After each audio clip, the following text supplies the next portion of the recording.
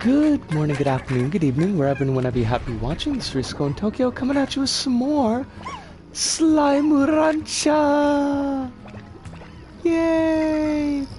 I wonder, like, would that make the chat... Like, chat is so small when I use this mode. I am not currently in the mode of the mod, and that's, I guess, gonna have to change. I guess we're gonna have to make that... I don't know why it says I've got, like... Oh, yeah, there it is. The bitrate is fine. Yay, go for us. We did not go to channel. Gonna channel it. Gonna put it onto the mod mode. Give me a second here. I gotta just, you gotta get all this stuff set up, and it's gotta be done right, and it's all kind of wackiness. Nobody likes wackiness. We're not doing much, really.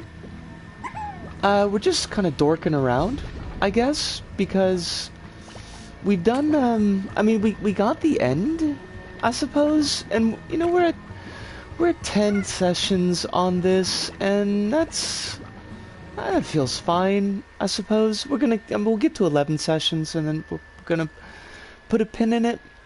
I think tomorrow's is gonna be the last session of Slime Rancher, and then we'll figure out what we're gonna be doing next. We talked about that a little bit last week. But for tonight and tomorrow night, we're just gonna dupe about. Gonna dupe about with our dupa. Our dupa. Who does not love the dupa? Somebody, I'm sure that somebody out there does not like dupa, but I mean, everyone appreciates. We appreciate it. All right, I don't even know what the hell we're doing. We got slimes sliming. I'm sorry, cat. I just slurped you up. Slurp? Okay, we're gonna go with the word slurp. Give these. They don't eat heartbeats. Who among us eats a heartbeat? I think y'all do. Meat and veggies. So.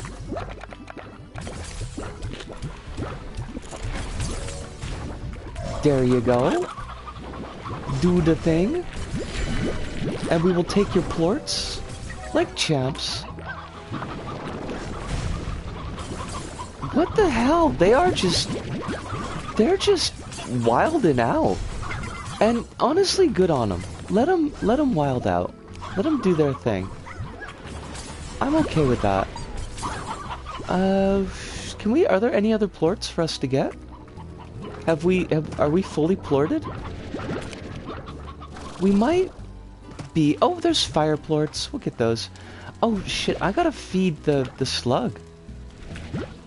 I love this. It's just the cutest thing. Just absolutely adorable.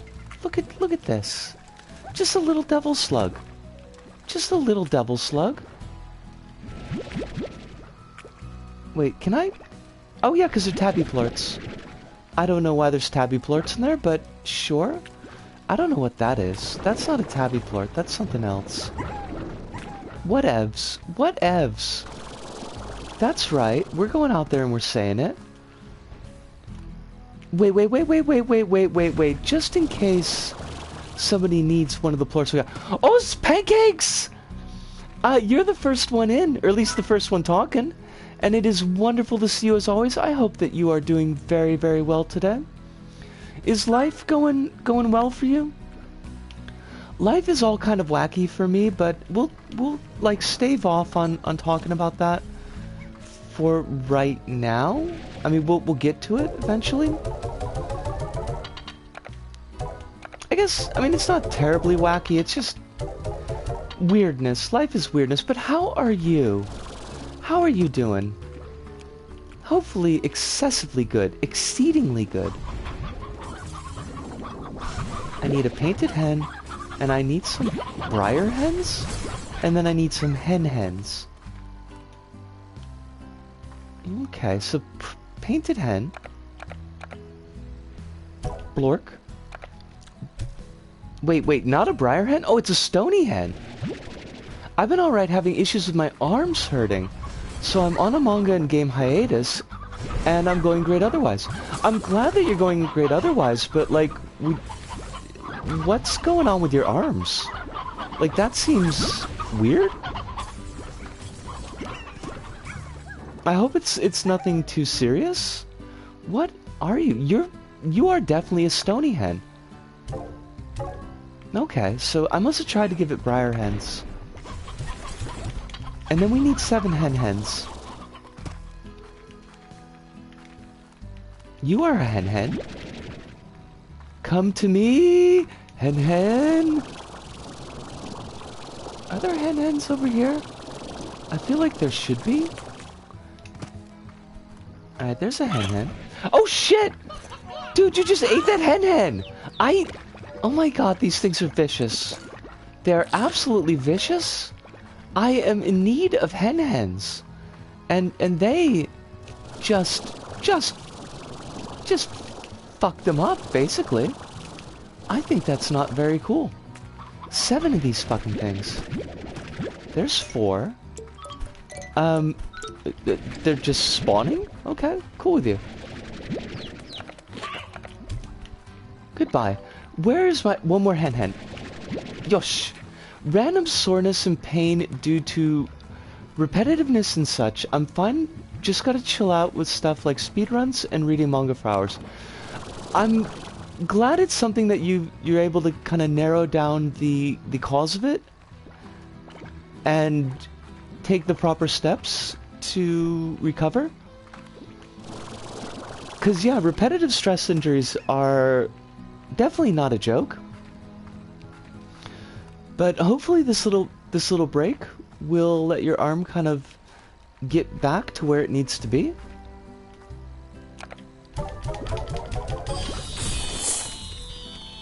Yay, Bob! I need these plorts. Because they are rad plorts. And rad plorts are rad. I will feed these onions to you. Eat the onions. Eat the onions! And we want Victor, because what we want is... okay, we need 7 tabbies, 2 of the spinny dudes, the dervishes, and 7 rock lords. Holy shit. What up? I fell down some stairs, and my incredible noodle body skills kept me from major injury again. Okay, first off, I am super glad that your noodle body kept you from injury. That makes me very happy. Second off, holy shit! Could you... I mean, I know that you don't have likely a large degree of control over falls like that, because I've certainly done that more than enough times myself, but please don't. I don't want you getting something broken. That would make me very sad. Tabby! Oh, Squill! How you doing? I did get... Oh, wait. Oh, shit. Okay, wait. Okay, first off, I completely mixed things up. Because we've got 2 pan-starting names in chat now, of course. So that was Quill that fell up the stairs. So the same advice applies. Quill, please don't fall upstairs or downstairs. Pancake says, luckily I wasn't into I wasn't too deep into anything. Deepest thing I was into was One Piece, Destrosa arc, so chapters, 32 chapters or so into 102.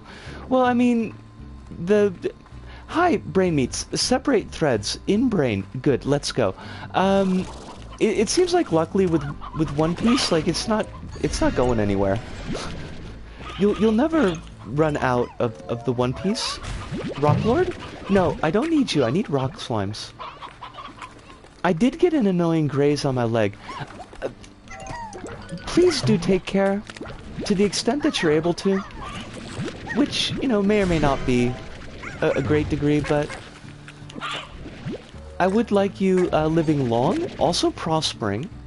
I would be pretty big on your prospering. But mostly really big on you not being injured, I think. Pancake says getting closer and closer to getting caught up. That's good. I think that's good. I mean, then once you're caught up, you'll just have to, you'll be stuck waiting for new stuff, which is less good. But, you know, I guess it'll be a feeling of accomplishment. Like, you get to check that one off the list. Panda says, oh, One Piece has canon MTF and FTM characters that aren't weird and ugly for once. That is awesome. And I am appreciative of that. It seems like such a rarity. Way more of a rarity than it has any right to be.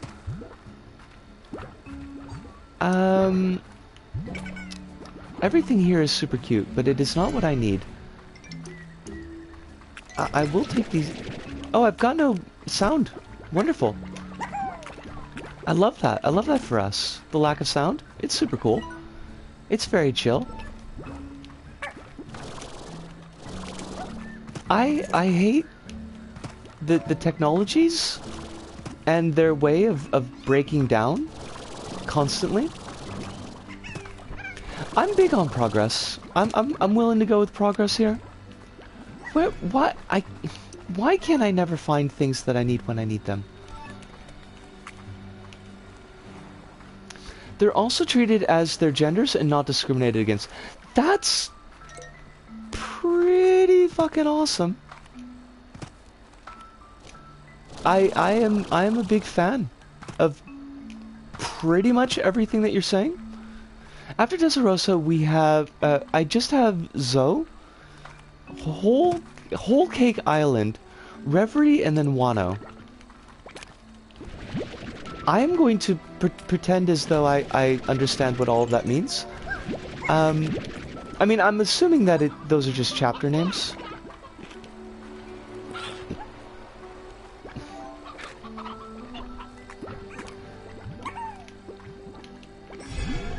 Just remaining arcs. Gotcha. Well, I wish you the best of luck, and that can be something nice waiting for you when your arm is healed up.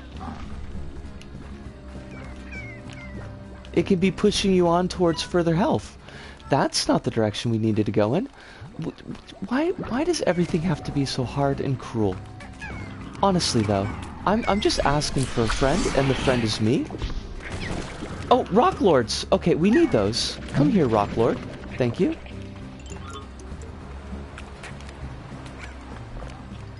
Oh, Jilly Beans! It is wonderful to see you. I hope you're doing very well. I did in fact. There's a letter.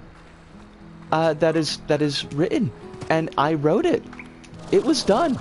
Now there's the step of actually getting it into an envelope, and from the envelope stage into the post box. But see, these are doable, and doable by me. I can do these things.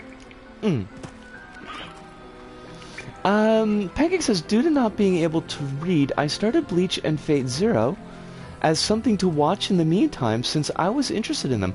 Well, that sounds pretty fancy.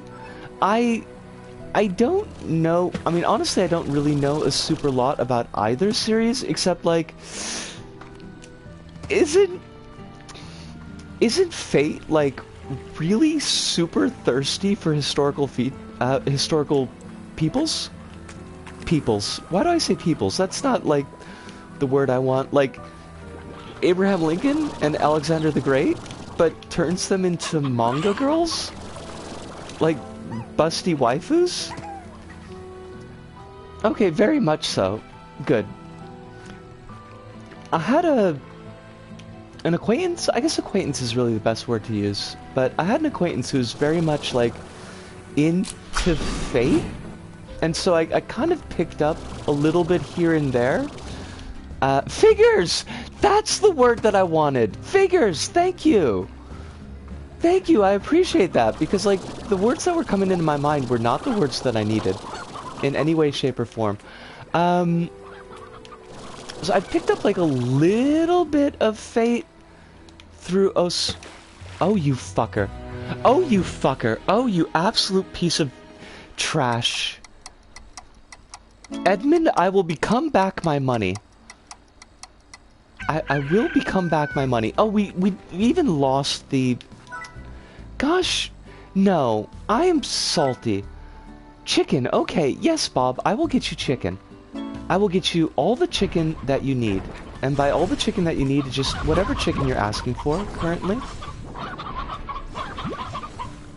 Oh, we got a clip-on fashion pod. I don't know what the hell that means. Seriously though, it's a pretty good story, a pretty good and fun story with some great animation. Then I hope that you continue to enjoy it. That sounds pretty cool. I haven't watched any anime in a while. I found out that, oh my god, the pink slimes get on these chickens so fucking fast. It is not even a joke. There were a couple of OVA that were done back in the 90s for Yokohama Kaidashi Kiko that I would like to track down. Not full series, I think there were just 2 OVAs, but they sound lovely and delightful. Get away from these chickens, you slime. I need one more chicken. Hook a girl up with some chicken. These are not the chickens that I'm looking for. I'm looking for just regular, completely just normal hens. And you will hook me. Familiar to the JoJo Part 3 OVAs. I've never watched JoJo Part 3. Or do you mean, when you say familiar, do you mean similar to? I'm not sure. I don't want to put words in your mouth, but it feels like similar would be the closer. Give me one more chicken. I'm just asking for a friend. For a chicken. Thank you. These are my chickens.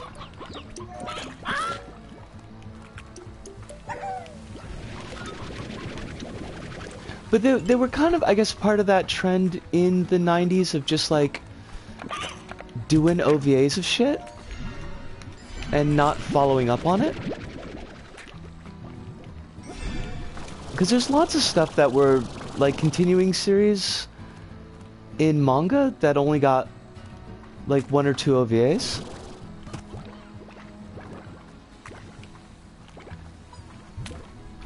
I mean, as adapting small parts of the story in the 90s.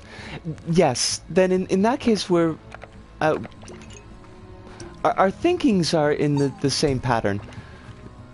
Our thinkings are in the same pattern? We're thinking about the same thing. I can talk. Talking is a thing that I do. I'm quite good at it. Look at me talk. God. I'm gonna just toss the tabby slime in here. Enjoy. We share a same thinking cap. Oh, rabbits! It is wonderful to see you as well. I hope you're very well today. That you got no particular stress.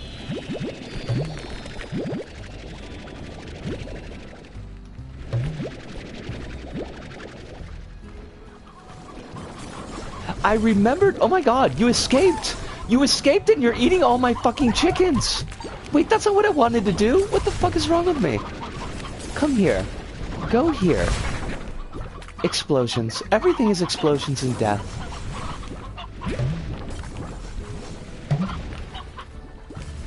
One Piece got an OVA during Shonen Jump thing in the 97-98 prior to the anime airing. Okay. I know like a lot of companies... hi, Brain Meats, work with me here. It's gonna be cool. We can work together. A lot of the companies were kind of testing waters with OVAs towards the end of the economic boom. And then the economic boom happened. And the OVA market kind of just died.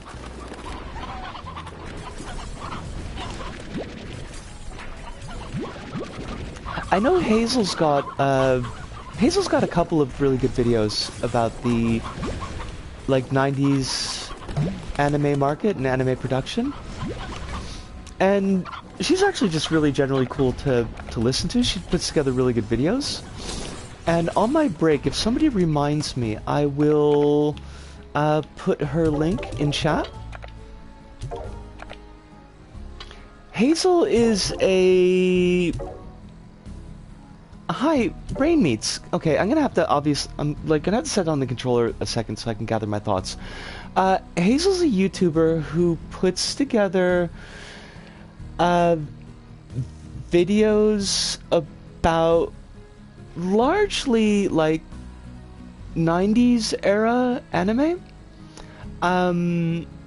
She's also pretty super queer and upfront about that, so that's really cool. Even though like she's not in the same age bracket as me, she does like a lot of her videos tend to cover anime that I remember from when I was like still in the States and kind of not really keeping an eye on anime because I really didn't that much, but it was roughly within my circle of knowledge. So like a lot of the videos that she talks about would be like, oh, I remember seeing that, or like I knew about that. So it's kind of cool. Rabbit says, OVA before anime pattern closely resembles the one-shot before serialization pattern still in place for manga. Yes, absolutely it does. Get in the OVA, Shinji. Yes. Rabbit says, if you say the entire username and channel name, I can post it for you. I think it's just Hazel, honestly. An Ava reference. I'm happy. I'm glad that we can bring happiness to you, Pancakes. It is my duty and pleasure to bring joy to the world, but you know, mainly to all y'all. Like just as kind of like a first order joy bringing. I still haven't watched Ludo and Alice's podcast, which I guess means listen to Ludo and Alice's podcast. Here we go. Oh my god, she's got enough. Oh my god, she's got a ton of subscribers. I never noticed that. Good on her. She actually gets to have her own name on YouTube. I'm still like, I think 35 subscribers away from being able to do that, which leaves me kind of salty. And you found it like right as I got it, Rabbits. She's got a really cool channel though, and she's just like generally very easy to listen to, which is always nice. Like she's got a very chill presentation style, which personally I deeply appreciate.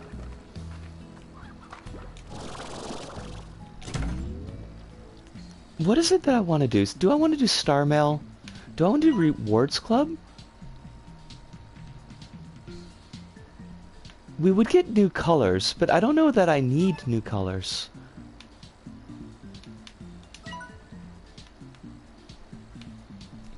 I subbed because I like the 20-minute videos you can watch while eating lunch thing lately. Certainly fair enough. I know she's got like quite longer videos than that. Well, quite longer. I think she's got a couple of videos that are around like the hour to hour 30 range, which I kind of like because I can leave them on in the background while I play Isaac, which I really haven't been able to do much because of controller issues, but still, conceptually, it works. I am actually currently playing on a backup controller that has completely different controller issues than the other controller that I was using, which means it's not very good for Isaac or LBP either, but it's slightly better for LBP. Oh shit, wait, where did my fire slug go? Where did my... This is unacceptable. My fire slug is gone. I think my fire slug died, and I am not happy about this. I am bereft. I am bereft of fire slug. I hate this. I hate every thing about this. 10 things I hate about you. which is notable only for the fact that A, it has Heath Ledger in it, and B, it has Letters to Cleo on the soundtrack, and Letters to Cleo plays a song in the movie itself. And Letters to Cleo are awesome. Yes, Victor. Yes, Victor. Okay. Boom slimes and pink slimes. That is easy peasy 1, 2, 3-zy. Pancake says, I was able to play the Sonic Origins the second it came out. There were a couple of weird things, but nothing game breaking. I'm glad that it's worked for you. I know that some people are being very complainy about it, but I think, like, that's maybe just people are being complainy because they're always being complainy because they're kind of D-bags. Because people suck, basically. But I'm glad that you're enjoying it. I wouldn't mind. I wonder if I would mind. I'm not sure because, like, I don't know how well the gameplay on Sonic has aged. But it would be kind of neat to go back to, like, Sonic 1, 2, and 3. I never got to play People Equal Vacuums. I mean, a lot of people are vacuous.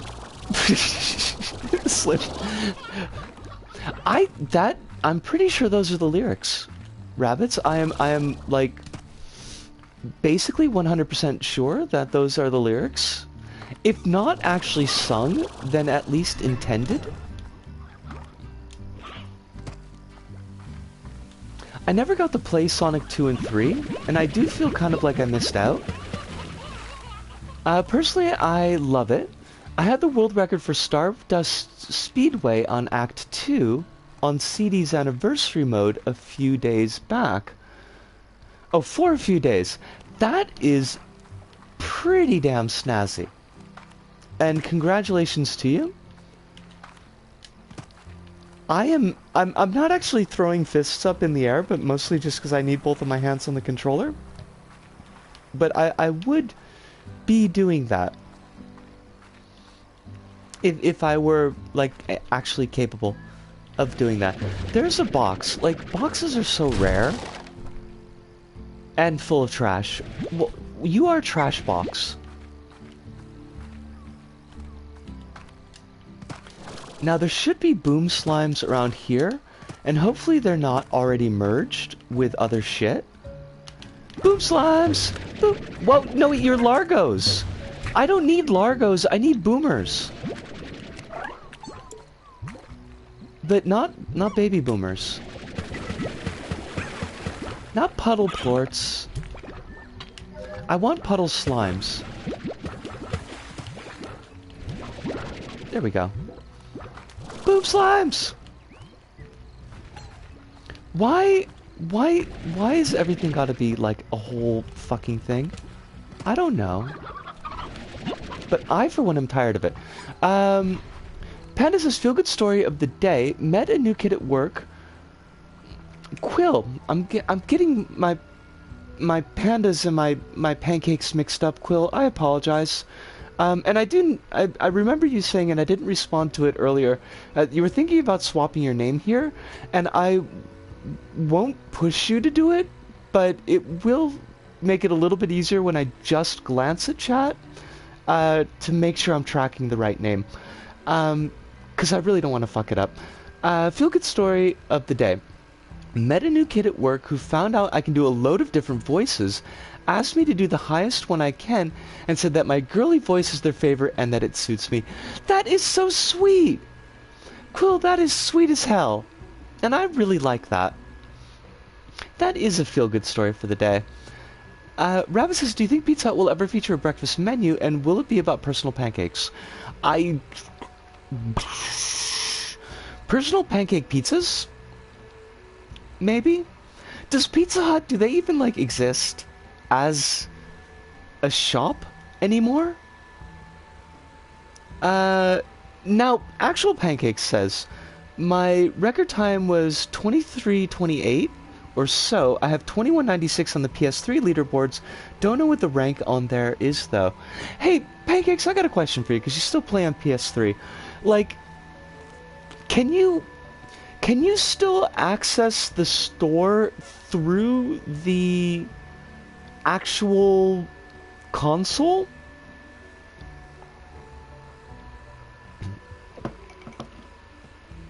Because I was wondering about that. I'll unpack the wondering momentarily because I see the slime that I gotta get. You are a fakey slime, and I hate you. Come to me, Boom Slime. No, actually come to me, though. I am in need of Boom Slimes.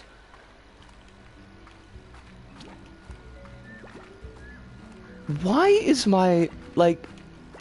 My brain meats are fucking scattershot to hell, and I hate it. Pancake says you can. System Store is fully accessible, but they've been making PS3 harder and more annoying. Gotcha. I had this, like... And it's completely... an absolute useless hankering, because I've got other things that are on the... like... whatchamacallit? Hi, brain meats. That are on the list to buy first. But I've had this, like, absolute hankering to play LBP1 and LBP karting again. Even with them being, like, not connected to the servers. And I did look at a used shop, and a used shop had a PS3 for, get this, 7,200 yen. Which is still, like, that's... It's back on the queue as far as things that I would buy anytime soon, but it's also a completely reasonable price. Like, it's a silly reasonable price, to be honest. You're the biggie. I do not need a big boy. I need Litlins. I believe you require 2-step verification enabled to even log in. How does that even work? Like... Oh, fudge! Wait, but I can't get anything off of systems on the US store because the US store requires me to have a credit card logged in, which I can't do because I no longer have a functional US credit card. So I have to go through the... Hold on a second. I have to go through the US web portal. 7,200 yen. I'm not exactly sure how that translates to US dollars, but I believe it's around 70 bucks. Yeah. Yeah. It's 250 gig PS3 for about 70 bucks. Like that'd be probably honestly like a little bit less, but it's close enough for government work. So that's freakishly reasonable as far as console prices go.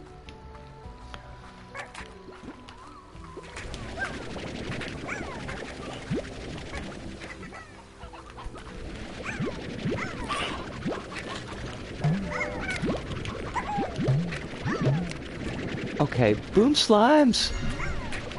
10. Get over here, Boom Slime. I will not have you frickin' merging. PS1 is available, I think, but 2 and karting were taken off digitally. Even if you have prior ownership of them, like, you wouldn't be able to go through your library and download them. Because I've got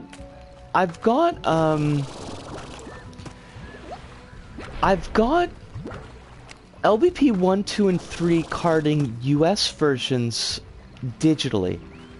And I've got the J-side versions on, like, actual disc version. Now, it might just be easier if I could still get the DLCs to just, like, get J-side discs and be done with it that way. But you can, if you own them, you can re-download them. Gotcha. But neither are available for purchase.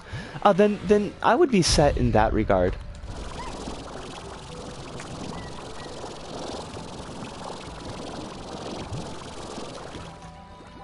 Okay, I need to get back to... Dunwich? No, that's not where I need to get... That's down to Dunwich. We're going down to Dunwich. Please don't bother waiting up. We're going down to Dunwich. Please don't bother waiting up. We're going down to Dunwich. Please don't bother waiting up. We're going down to Dunwich. Please don't bother waiting up.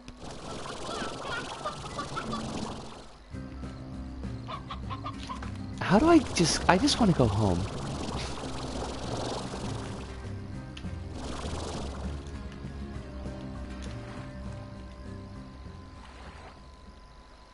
Also, I promise I won't pester anyone with Darkest of the Hillside Thickets anymore.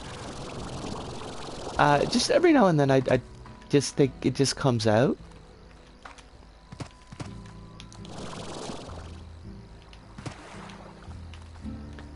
They seem to be okay chaps, so... You know, or at least as okay as any group that bases most of their music around H.P. Lovecraft.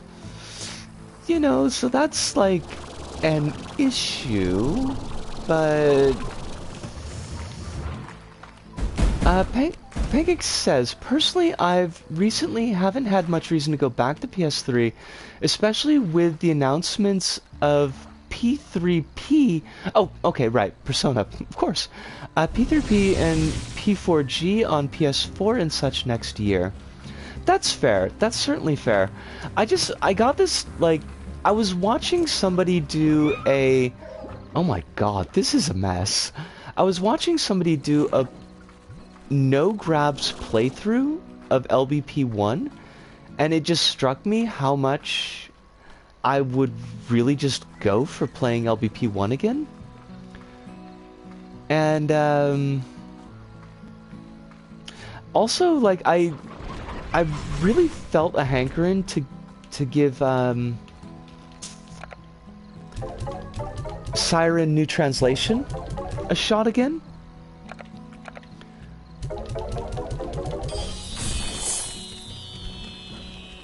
Because that is a fabulous game. And we love it. The pink slimes. Where do I put the pink slimes? Can we put some pink slimes in here? Maybe? Because I want to get these chickens, these chickos, into the Chico pen. Oh, did I not? Apparently I did not. Okay, get rid of our plorts.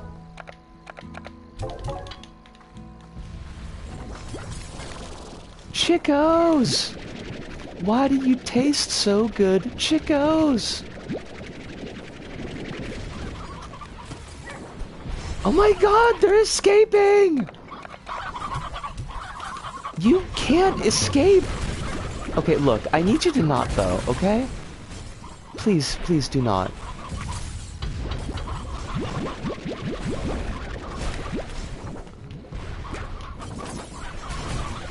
Did anyone cross the picket line of the Darkest of the Hillside Pickets? Scabs. It would just be scabs, and we don't respect scabs.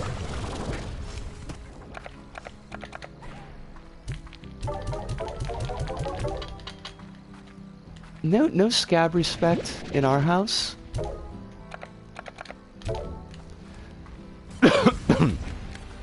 I got these boom slimes, and I don't know what to do with them. Pancake says I played through half the game one-handed one time out of boredom. Are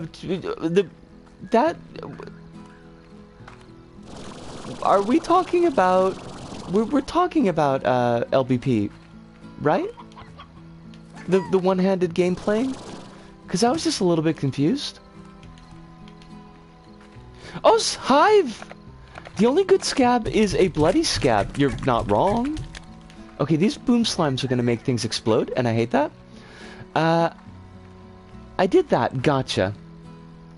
But off topic, I'm generally surprised at how the Persona games made it onto Switch officially.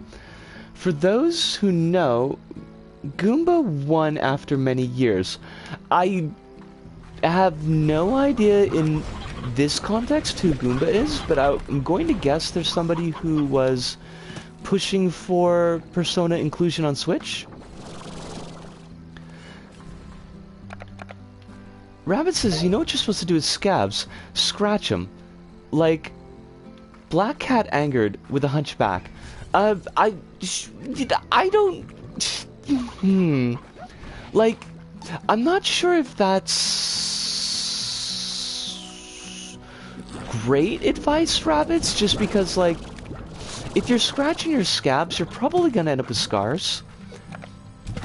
Which, and there's not, like, it's, I mean, if scars aren't necessarily a bad thing in and of themselves, but if you're not, like, looking to make up some scars, then you might not want to be doing too much scratching of your scabs.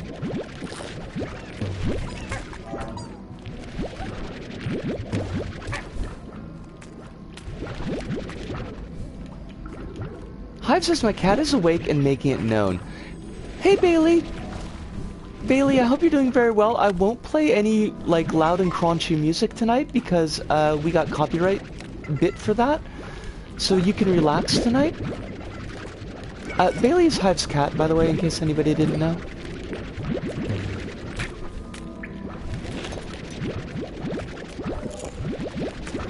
We got copyright dinged for both Heavens to Betsy and Rook Assault, and I just think that is unfair. That is entirely unfair. And quite possibly not cool. I mean, it's not like a big deal, it just means that we don't get to, monetize anything that we weren't going to be able to monetize anyways, but, like, the dings were on YouTube side. Now, this is something that's a bit interesting, and I don't know how to parse this, and I don't feel like pushing it, but I don't think I've ever had a ding, or maybe just once, had a copyright ding on Twitch, whereas I pretty consistently get copyright dings on YouTube, so I don't know if there's just, like, more crawlers on YouTube. Like, if companies think to set their bots on YouTube more than they do on Twitch, or what? But you would think, like, if we're gonna get dinged for some songs, some music, whatever, on YouTube, then you would think that it would also ding on Twitch? Unless a YouTube video and a Twitch stream are somehow considered different per copyright usage. I do not know. It just seems wonky. There probably are, given they've been after YouTube far more often and far longer. See, that seems fair. I mean, it sucks. It's not like fair, but you know what I mean. YouTube is much stricter and probably scans much more deeply.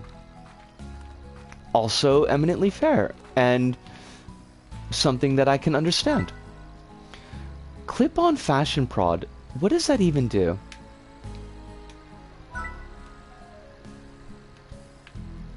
Fashion pods allow you to vac up fashionable accessories for your slimes. Shoot them onto slimes to totally up their game. I kind of love that. So we're gonna waste money on that. YouTube is also the one that keeps getting slapped as an example. Gotcha.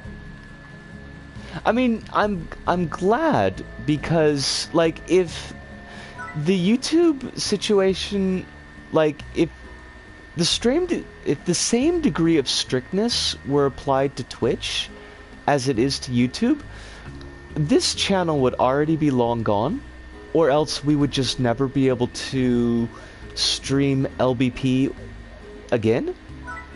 Because no, it's a rare case, but sometimes the LBP VODs do survive, like, being uploaded to YouTube, but that is an extremely rare case. It's much, much more common that there's at least one copyright ding. on the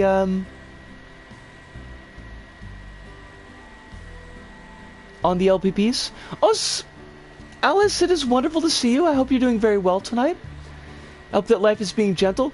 I swear and promise that I will listen to your podcast tomorrow morning.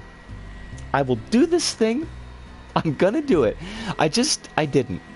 Hi says, remember when YouTube destroyed legitimate children's programming because they were too busy stealing children's information for the purpose of advertising instead of keeping them all in the YouTube Kids app? I kind of, sort of to the side remember that, but like, just kind of sort of to the side. Shaking my head, I suffered the sins of watching Tom Green content and no rewards. You will be rewarded, Alice, I promise you. I make this promise on my dubious honor as a dubious person that I will watch. Believe me. Let's go to our extractors. And let's just, let's get some extractors sorted. That would be good. Risu! Can I send you only slight dramatizations of what I've had to suffer recently? Yes, you may, Hive. Absolutely. I have the spoons to check that out. So please, by all means, do. Puddle slimes have a diet of water.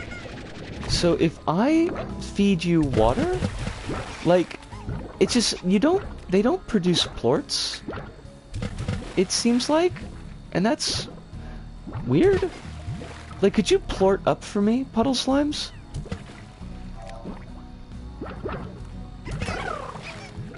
Oh, Tom Green is way worse, rabbits. Like, Tom Green has got, Tom Green is a lot.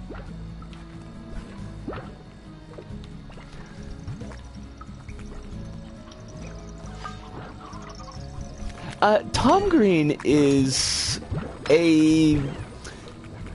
let's say a comedian by trade and title.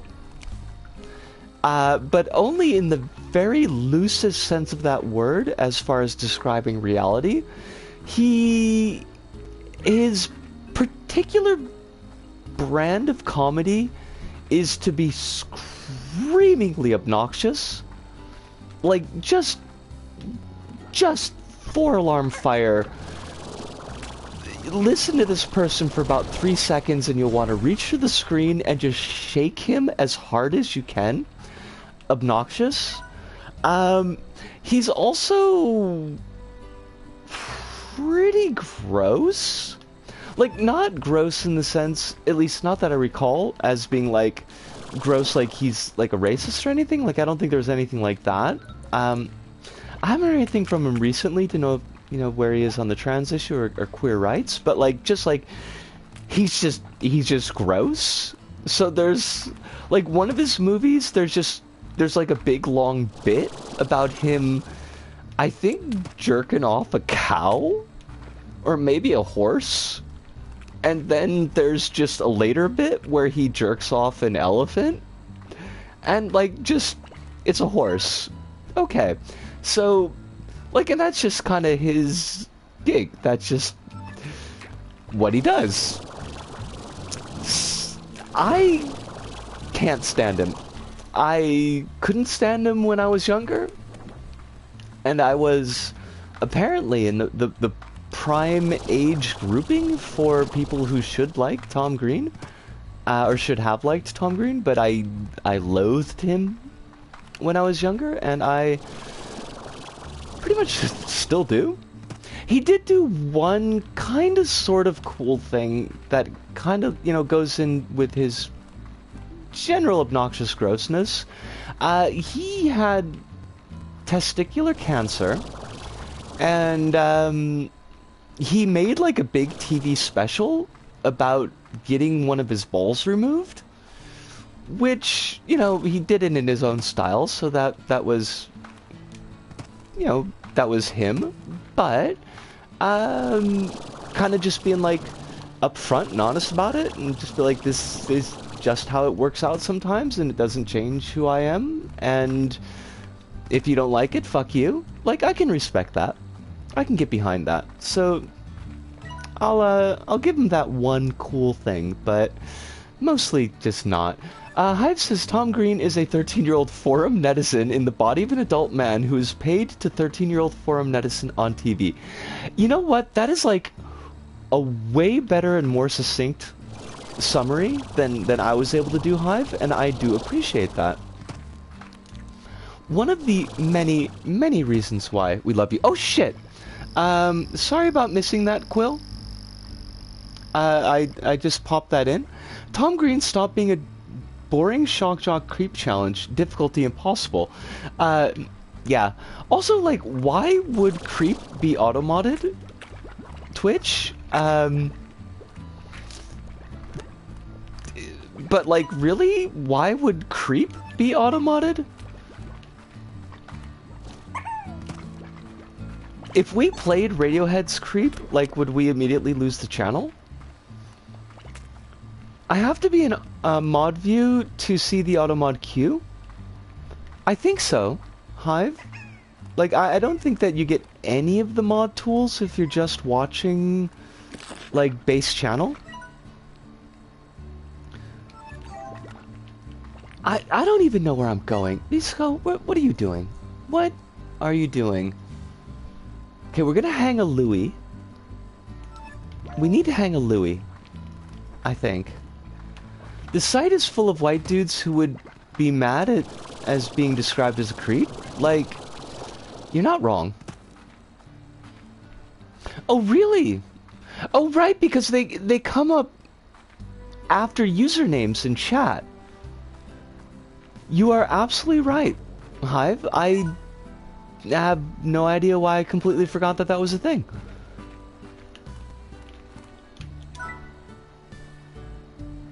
We haven't done anything for Thora recently, so let's peep Thora's request. What is that? It's rock slime, crystal slime, and pink slimes.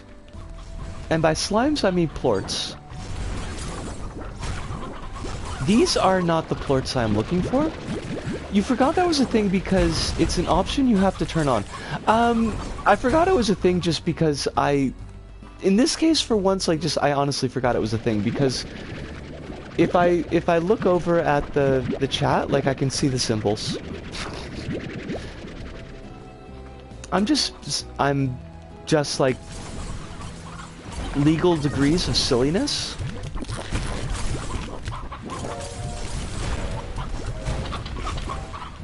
Please give me my crystal plorts. I don't think it's too much to ask. Thank you. We're gonna have to talk when we get to the hour point. I will probably take a short break. So we still got about 7 minutes. I'll probably take a short break. When we come back from the short break, we're gonna talk a little bit about cops. Oh, Jelly Beans, I hope you have a wonderful day at work. Please be safe. Safe? Please stay safe. That would make me extremely happy. And just have a general all-around wonderful day. That would also make me happy. I mean, don't do it for me. Do it because, like, safety and wonderfulness are what you deserve. But, like, I would be cool. Why did you eat that plort? Why did you... don't eat the plorts. They are eating the plorts. They're eating the plorts. But after I take the break at the hour mark and come back, then we'll talk about cops, and it'll be fun. And by fun, I mean it'll probably suck. Like, I mean, it did suck, so you know, the end result is probably gonna stay suck, but you know, we're just gonna kind of have to, you know, these things happen, I guess. Oh, Automod again? Wait. We can't say twink? We can't say twink? What the fucking fuck? Twitch! Probably 30% of your creators by volume are twinks. Twitch. What the actual fuck? Quill, I'm sorry that it just seems like... No, Twinkie's fine, apparently. I'm sorry that Automod is just picking on you tonight. It feels like... Honestly, it feels like Automod just decides that somebody is gonna get shit on for the night.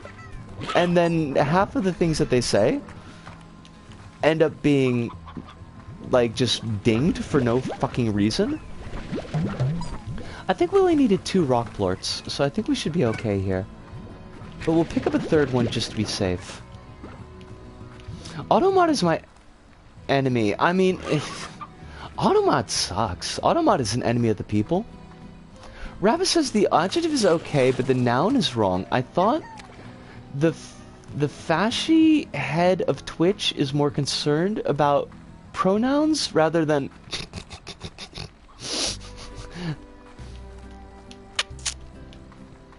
You just kind of have to laugh sometimes. Because otherwise, I mean, you should also be pissed off as well as laughing. But, like, sometimes it's just like laughter. You might as well just laugh. Because otherwise you just end up being really, like, super pissed off. Ludo! Ludo, it is wonderful to see you. I hope that you're doing very well tonight. I told and apologized to Alice that I did not fulfill my previous promise of watching your video, but I will do that thing. That this is a real promise this time. This is a for realsies promise. Tomorrow morning, I'm gonna watch your video. I'm gonna try to make tomorrow into a productive day because my days have been not productive, basically, and that's kind of an issue. To be fair, you had work in a march and police cops thing to do. I mean, there's been, yeah, like, life has been kind of a lot recently, but I did have, what, like, our last stream was, I feel like there was enough of a gap between this stream and the last one that I probably should have been able to, like, just sit down with it, but I have not had the attention span. It's been not good. The attention span has not been good. Congrats on almost meeting the Joker trans witch. Wait, what? Wait. There was a Joker trans witch and I didn't meet them? What the actual?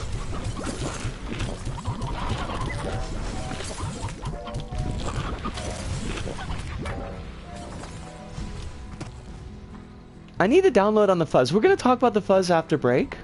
Cause it's a lot. There's kind of like a lot to unpack, so Ludo bought the first half of Umineko. Okay. Because I thought, Alice, I thought you meant that there was a Joker trans witch at the march that I went to, and I was like, I didn't see any Joker trans witches, but I started to feel kind of heat exhaustion about halfway through, so I wouldn't have been surprised if I had missed somebody and that maybe you'd seen them in a picture somewhere. There really weren't like a lot of people in costume, but there were folks that were kind of gussied up, so... Quill, sleep super well tonight. I wish you the best of luck with your day of work tomorrow. It seems like you're having some pretty wonderful experiences with the kids, and it seems like you're very wonderful for the kids, and I think that's a super win-win, and I would like for that to continue. We will be on tomorrow and the day after for our streaming schedule this week, so we hope to see you next time. And Umineko is... I'm not 100% sure, Pancakes, to be honest. Like, I know it's by the same creator, And it feels like it's kind of in the same style slash format, but I don't know if it's technically if it's a joined universe or not. So, I'm gonna take my break right now, because we are at the 1 hour point. I'm gonna have this break, I'm gonna make myself some coffee. I should not be, by the way, making myself some coffee. I'm gonna put on some music that that should not be copyright dinged. So actually, let me sort that before I sort anything. And it can't be copyright dinged because it's like my ex-wife's music. So, like, she's got the goddamn copyright. You know, so that's the thing. But her music is wonderful.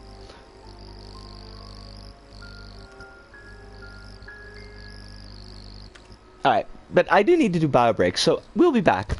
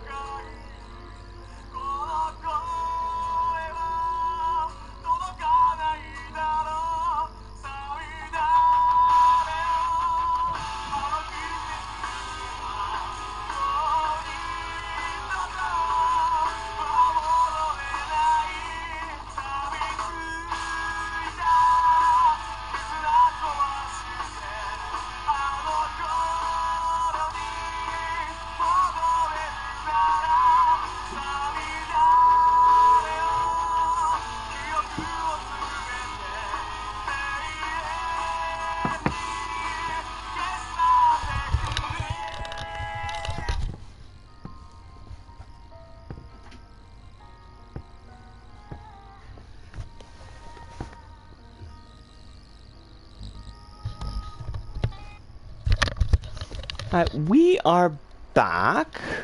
I feel like I missed a bunch of stuff. Pancake says this music sounds interesting. Pancakes, that is a very kind thing for you to say. That was my ex-wife's band, New Color of Destiny, who should have gone on to greater things, but life kind of interfered with that, unfortunately. Also, I will never forget, I will never forgive whoever did fucking production on their CD, that they pushed Honey Bunny's vocals so far into the background and brought up the lead male vocals, because they should have been half and half.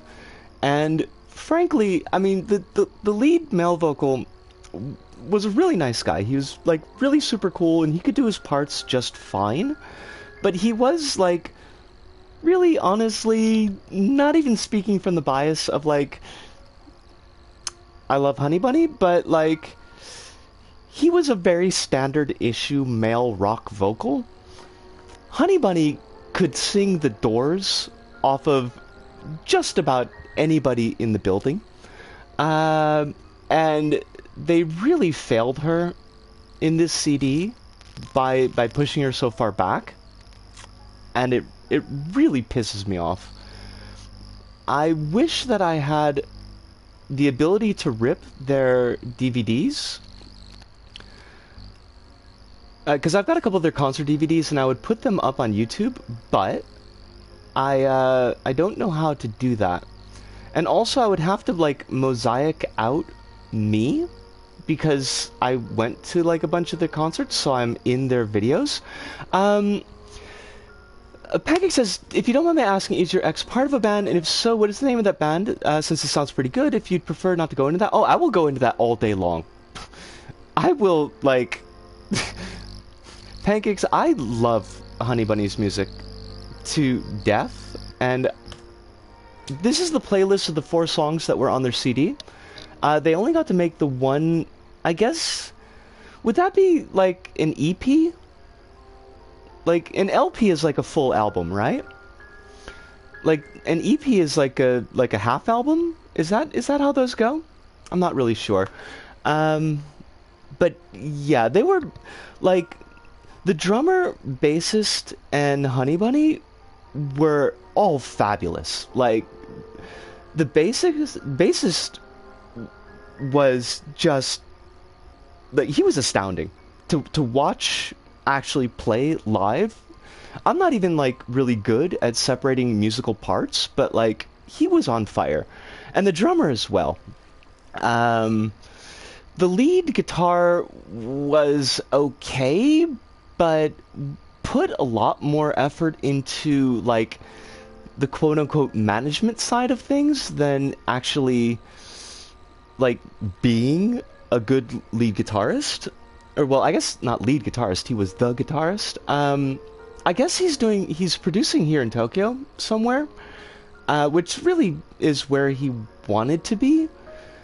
And lead vocal, like, yeah, I mean, Tabata he's a good vocalist. He's not shitty. I would never say that he's a shitty vocalist, but he's not like, of the bands who were kind of in the indie rock scene in Osaka at that time. So this would have been like early 2000s.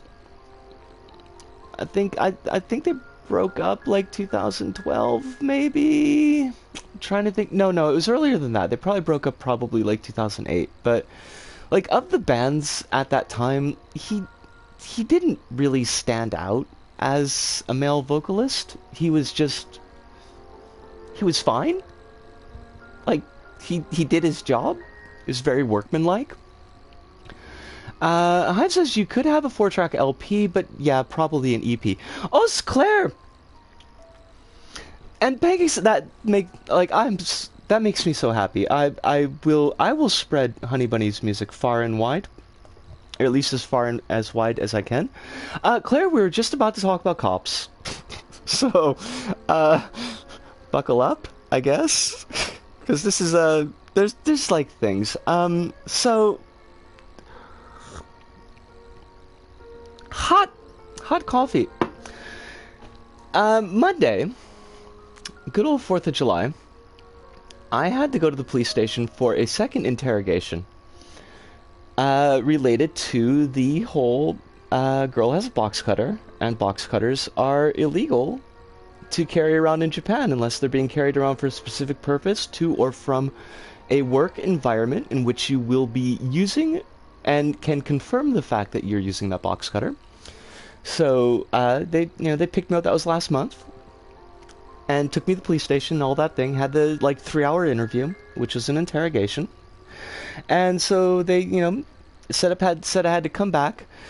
Said I had to come back on the Monday to do this other interrogation, and they were like, "Well, we're gonna have an interpreter there this time. Make sure that get the stories and everything." And it's like, okay, cool. I really have no choice, because you'll just arrest me if I don't come to the police station. So I guess I'll come to the police station. So I went to the police station, got myself all done up, dyed my hair nice, beautiful blue. Well, I re-dyed my hair because it was blue previously. Oh my god, the blue popped this time. By the way, it was just gorgeous. It continues to be gorgeous. I have to say, while I don't want to give praise to police for obvious reasons, because they suck, I do have to say that Entropy really decided that she was going to look out for me this go-about, and I probably drew the best possible cop that I could have had interactions with for all of this. He actually looked up stuff on transgender folks and tried to have kind of at least some kind of idea about what that was. This is going to come into play later in the story, but was personable. Which I know can be its own danger with the police, because when police are being friendly, they are still using that friendliness to get evidence if they decide to push things. So don't talk to cops if you at all can avoid talking to cops. Just full stop, flat out. Risco's advice: if you are not legally obligated, like I was, to talk to the cops, don't. Because even if they're being friendly, they're looking for something. But I did have to talk to the cops. So if you've got to talk to the cops, then, rather the cop not be a direct asshole. And this one generally wasn't. So the interrogation was kind of set up into two parts, because there were two statements that I had to make. And one was they wanted to know, my history? That was really weird. And okay, so I've got this thing, and I don't know if it's just because my brain meats are a mess, or if it's just because David Foster Wallace made way more of an impression on me than he ever had any right to do so. But I can't tell a story without at least a personal story. I can keep confidence, and I can not talk about other people, because that's usually a good thing to do. But if you ask me to tell a story about my life, you're getting the whole fucking story. And so there was a lot of times in this story where he'd be like, what happened? He's like, so you're from Milwaukee? And I'm like, no, I'm not actually, like, from Milwaukee. I'm like, I grew up in this small town in New York. And it's like, oh, so you live in New York? That's where your parents are? Like, well, actually, no, my parents are in South Carolina because they moved. But you see, like, A, B, and Z happened. And so all of these things hit together. So now they live in South Carolina, but I was a kid in New York, and then I lived in Milwaukee, and then I came to Sendai. He kept on asking me questions about, like, what I had done in Japan, which, again, is, like, he asked about my work history. And the problem with, like, work history with Nova is that you end up working at about, like, even if you're working with Nova in stable times, which I was not, you end up working at about, like, a dozen schools. So he'd be like, you know, so you were in Sendai, and, like, then you came to Osaka, and where'd you work in Osaka? And I was like, oh, you know, I worked at Koshien. And he's like, okay, so then you worked at Koshien until you quit Nova in 2009. I was like, oh, well, actually, not exactly. So, like, I worked at Koshien, and then they sent me to Amagasaki. And he's like, oh, okay, so Amagasaki was the last school. I was like, oh, well, actually, to be precise, like, after Amagasaki, I worked at Nishu Meta.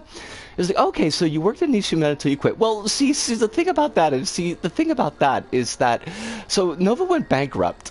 But then they were bought by another company. Do you remember the company's name? Well, see, the company, they changed their name about 5 or 6 times, but it was G Communication, then it was G Education, then it was G Holdings, then it was G Communication again, and there was a couple of name changes in the middle there. And so, like, it kept on expanding like that until finally he was just like, okay, please stop. We've gone way over time. And you've given me about, like, 6 billion inconsequential details, and I'm like, I don't know what's consequential. You asked me for this shit. He's like, well, we're gonna put down, like, after you finally got to this school in Nova, that you did a bunch of, like, part-time jobs, and then you moved to Tokyo. And I'm like, fine, if that's good enough. That means that you're not gonna ask me pointed questions about the really questionable parts of my life, but okay, let's go with that. I mean, that's the thing, Claire, is like,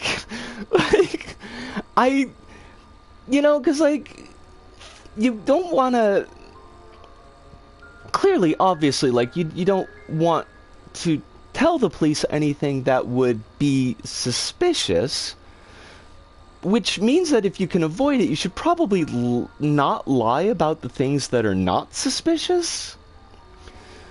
So when they ask you for, like, details, like, well, okay, well, this is not connected to anything illegal, so I should probably give them this detail.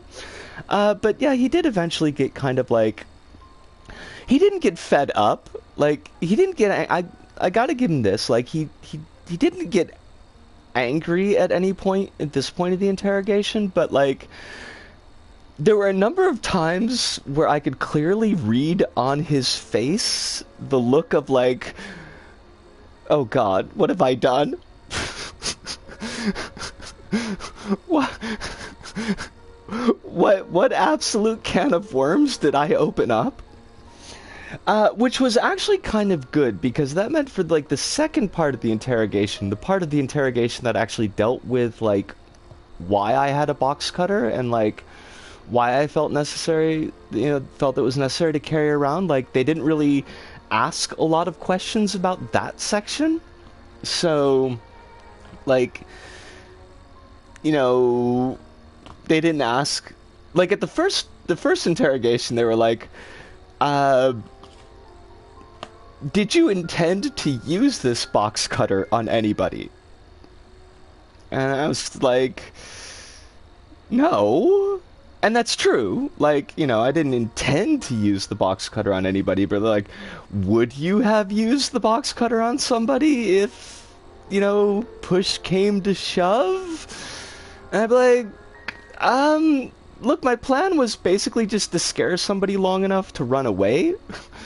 But I didn't, like, want them to push that line of questioning, you know, because eventually you get to the end of it, you know. It's like the logical conclusion is, like, if you were backed up against a wall, you couldn't get away, would you have stabbed somebody with the box cutter? And, like, the honest answer is, like, if I've got to stab a motherfucker so I don't get my face turned into, like, ground chuck, yeah, I guess I would. But, you know, that is the absolute last resort. But, you know, you're basically admitting that you're willing to really fuck somebody up to protect yourself, and that kind of puts you in the situation, like, premeditated in case anything happens. So, like, you don't want to do that. It was a face of defeated pain. It was like a serious face of defeated pain. Should have asked for a paper. I mean, like, I actually did start writing out dates, Claire, because, like, I didn't want to fuck up dates. Like, I wanted to make sure that my dates were, you know, where they were in case, you know, this was something that they looped back to. Which he didn't loop back anywhere in questioning, because I think, like, he knew that if he did any looping, that it would just be another 6, you know, billion digressions into detail. But like the second part of this interrogation was the more a lot part, because, like, we kind of breezed through most of it. It was mostly just, like, just confirming what I had said during the first interrogation, and, you know, did I know it was illegal? And that was pretty foregone. It's like, I've been in Japan 18 years. There are absolutely laws that you could not know are on the books. Like, even if you're in your home country and dealing with, like, your native language. You know, there's like 6 billion laws on the books, but, you know, the not carrying around sharp objects law is one that most people know about, so it was kind of hard for me to say, like, it would have been hard for me to pull off a complete innocent, like, oh, I had no idea, because, like, really, I can't lie. I'm, like, shitty at lying, so there's that. But he gets to the point. This is the interesting point. And the shitty point. He gets to the point where it's like, well, from now, are you, like, what are you going to do from now? Are you planning to carry around a box cutter anymore? And this is, like, a loaded question, because we've established the fact that, like, I was carrying this for safety. Or at least, you know, for my own sense of security. So, on one hand, it would be kind of weird to say, like, well, I'm just going to forego what I thought was necessary for safety. But on the other hand, I clearly can't say, like, yes, I'm going to carry a box cutter around still, because, like, then they would probably charge me with something more official. Like, this would probably have become an arrest. So, I decided to kind of flip it a little bit and be like, well, okay, look, dude, you know what? I wanted to know. What's your advice as far as safety goes? Because I checked online, and basically any safety tools are illegal. You know, pepper spray is illegal, batons are illegal. I'm pretty sure heavy flashlights are illegal, although a heavy flashlight is pretty fucking huge anyway, so it's not like something you would carry around. Like, you really can't carry safety shit in Japan. So I was like, so, you know, what do you recommend?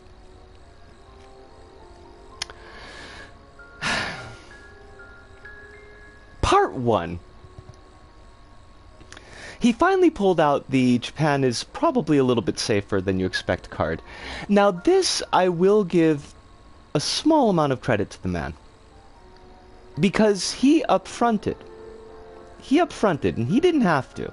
But he upfronted. He said, you know what? My perception of safety is probably a lot different than yours. I'm a cop. I'm a detective. I'm not a transgender woman. I'm not dealing with language issues. I know the areas where I am.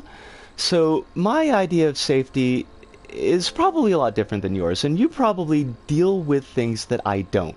Now, to hear a cop say that was honestly a little bit shocking.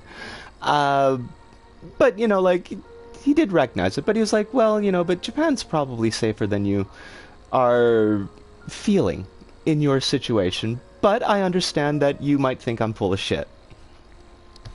Yeah, I mean, no, Hive, honestly, like, I was like, these are words coming out of a cop's mouth? That's...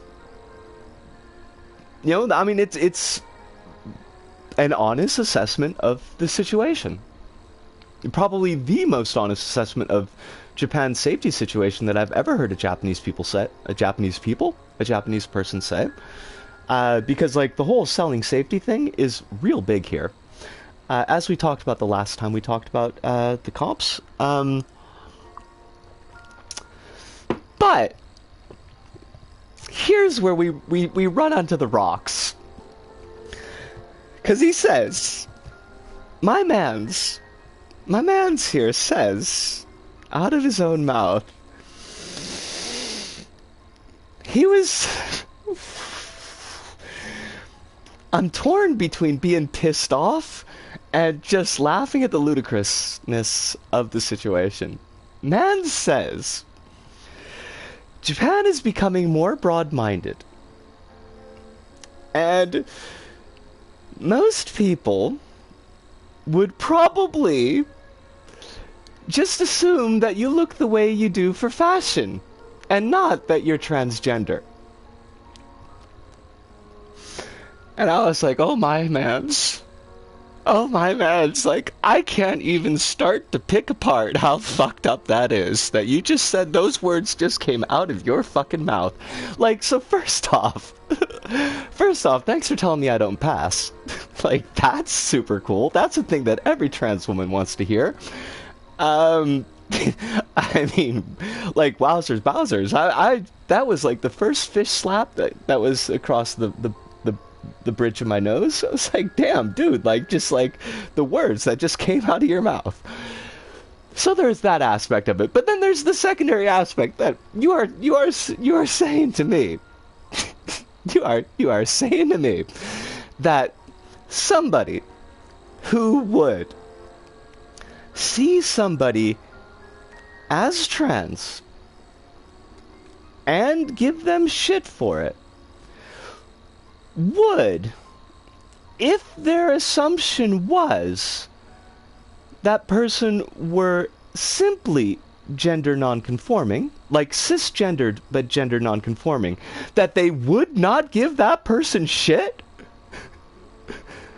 Because I tell you, there is zero fucking chance of that. Like, if there's like a completely cis dude, super cis dude, just walking around comfortable in like a skirt and makeup, that dude's still gonna eat shit. That dude is gonna eat just as much shit as I will.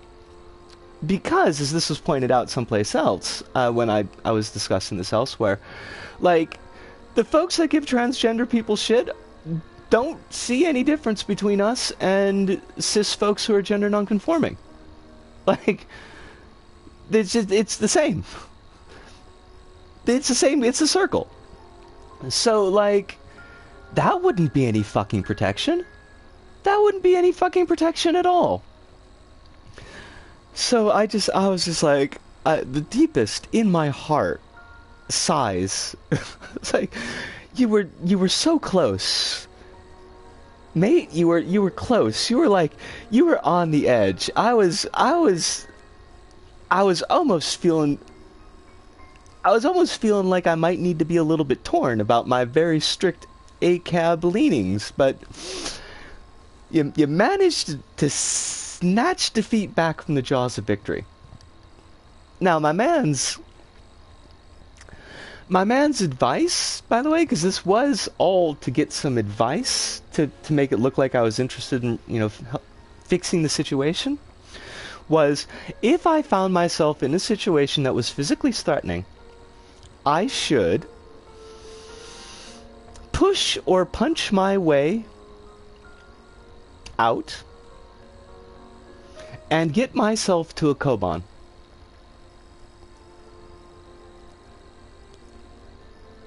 Now, there are 3 stages of fucked up here.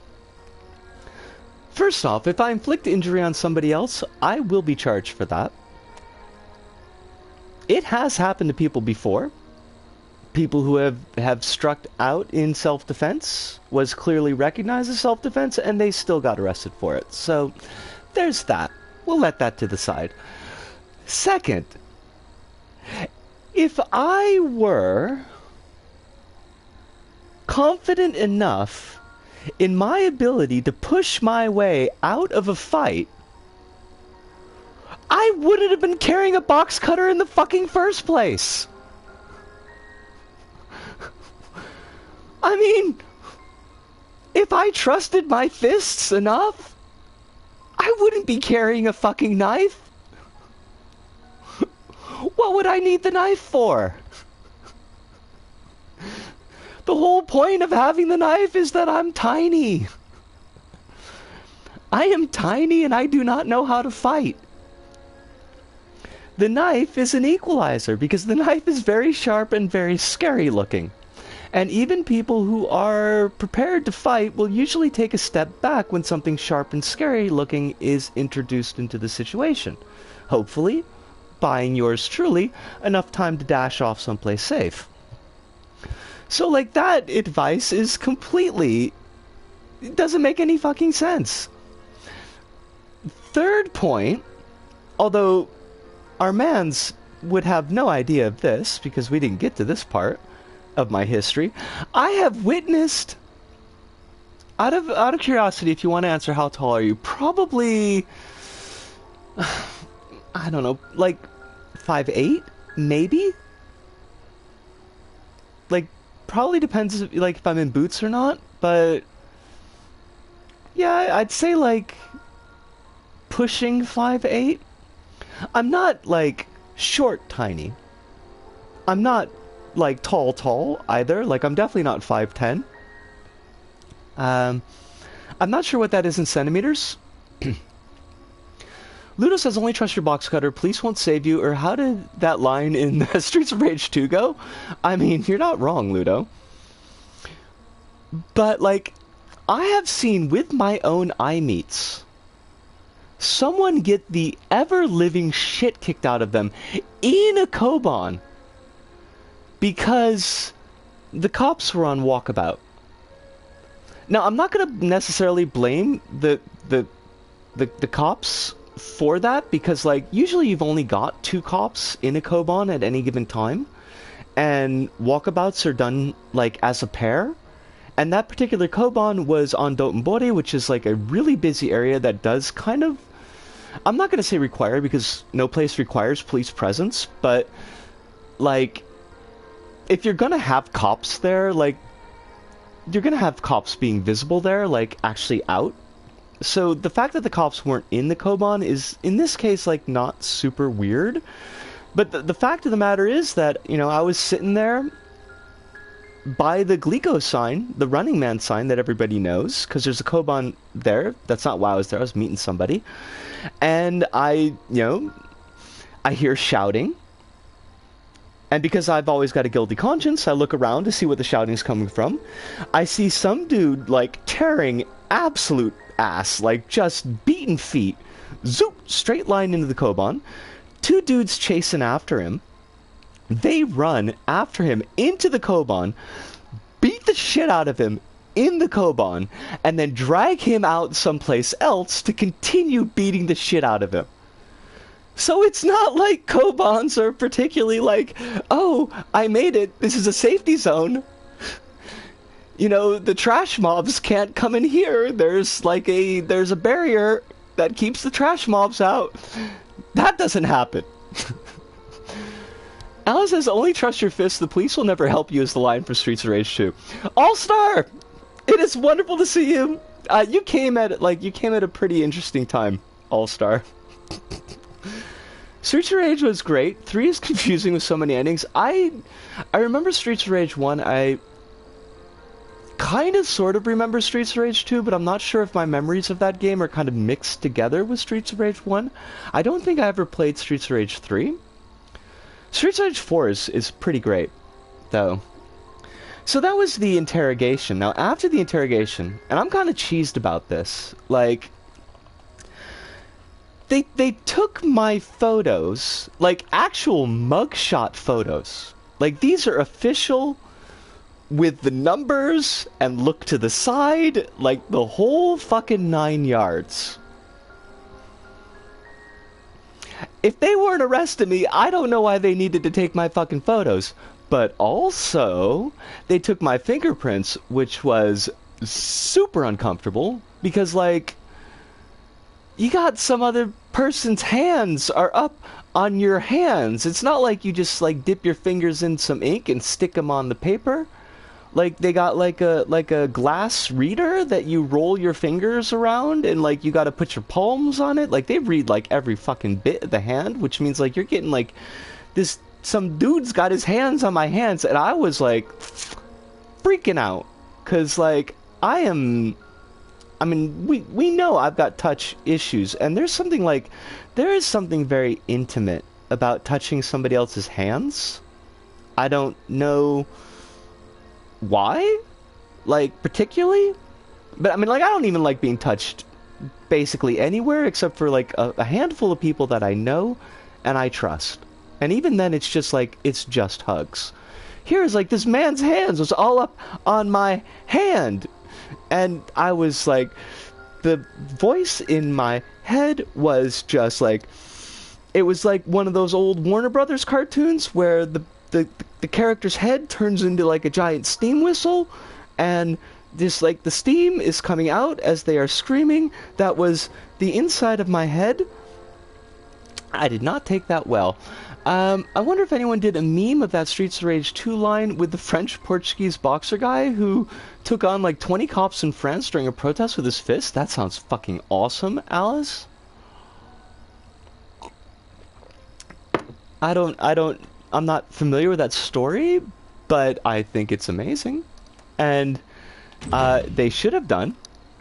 So that was my day at the cops. Like, it was the whole morning. I went in at 10 o'clock. I didn't get home until 1:30 in the afternoon. It sucked. The interpreter was pretty much useless. I feel kind of... Well, no, I don't feel... Okay, I got... Knife Woman Risu. Yes! I love that. I literally said that the old cartoon Steam Trainhead was me after they pissed me off a few days ago. We're sharing the same brain meats, Pancakes. We're sharing the same brain meats. Alice says he got blinded in one of his eyes by tear gas and was still fighting the cops.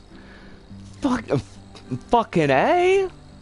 True icon indeed. Alright, let's see if we can actually get to these extractors, because I've been doodling and canoodling, and that's... I want to get to these extractors. Guess we should get some of that stuff. I was like, I would really like to work on my touch issues, because I don't think they're particularly healthy. And they are almost guaranteed to get a fight response from me, and that's really generally not a good thing. But like, yeah, I was not pleased. I really was getting... I managed to hold on to my tongue, but it was really close, and I was only able to do it because I was like, I need just for this entire experience to be over with. And if I say anything, they're probably going to want to do more questioning, and this is just going to go on forever. I just want to be done. But, yeah. I did read your tribute, Ludo! I did, and I was touched. And I should have made it more obvious that I read your tribute, and I apologize for that. But I am honestly seriously touched, Ludo. I feel like there were like 3 more words that I wanted in that sentence, and they just did not come out, and I apologize.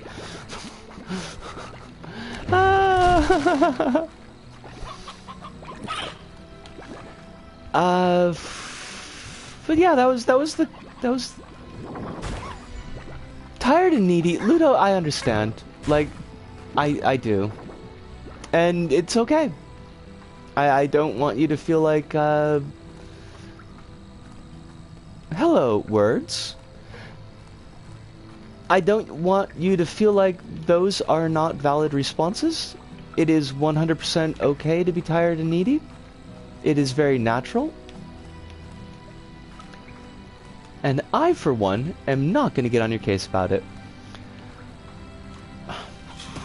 Is there anything else? Was there any other part to that story? Talked about the interrogation. I didn't get arrested.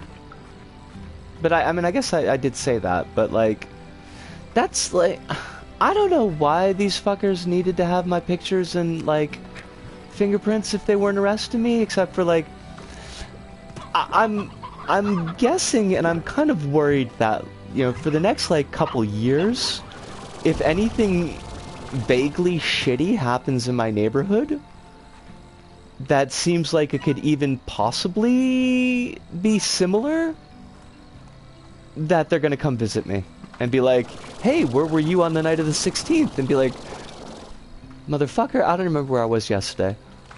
Which is not gonna be a good look. Did they say anything about if they're gonna call you again? The guy said that, like, this is over. Like, this current iteration, this whole thing is done. But he also said, like, if I get picked up for anything similar in the future, that it will be immediately an arrest. Which I was expecting. Like, I'm not particularly happy about that. It does mean that I'm going to have to be careful about, like, what's in my bag. And, like, I honestly would like to buy another box cutter because, like, it was nice, and it is, in fact, a tool. And I do periodically have actual usage in my home for having a box cutter. But, like, I don't want to take it back from the store. Because I do kind of worry, like, if I get stopped, maybe like, why you got this box cutter? And be like, it's a tool. Like, I'm taking it home. It's going straight home. It's still in the package, that they might want to make an issue of it. So that's not great. But at least, like, this is done. They're not going to call me up about this again. Off topic, but it seems Morbius memes are getting replaced by Minions Rise of Gru. I saw that, and it's weird, because it seems like the whole Minions thing is sticking. Like, didn't Minions Rise of Gru actually have people go in on it? Like, dress up and go to the box office and all that shit? Ludo asks, do you have a keychain or a belt? Because those are improvised weapons that you can just carry around. I have a spiked collar, Ludo. I do not have a keychain. I honestly don't have enough... This is, like, one of the sadder things I feel like I've had to say in my life, but, like, I don't have enough keys to really justify having a keychain. So I just keep, like, the one key that I need in...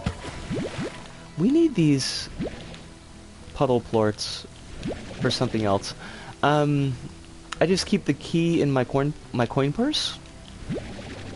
But I do have the spiked collar, and it is long enough to get a decent swing on it.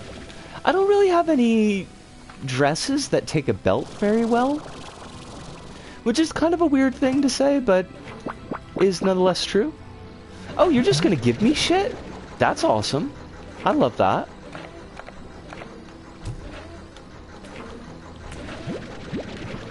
I don't know what you are. Jellystone? Like the national park? The Minions meme isn't as funny to me because I see multiple instances of people going to theaters and being the absolute fucking worst. Oh! Arachno, it is wonderful to see you. I don't know if I missed you when you came in, but if I did, I apologize for that. And I hope that you're having... Excuse me, had a little bit of a burp there. I hope you're having a very wonderful night. I hope that life is not giving you any more stress than you feel capable of dealing with at the moment. Because the world is... well, I've heard that the world is a vampire, which I find is not the case, because vampires are sexy. And the world, like, super isn't right now. Just been doing a lurk. It's been here for a hot minute. Then welcome.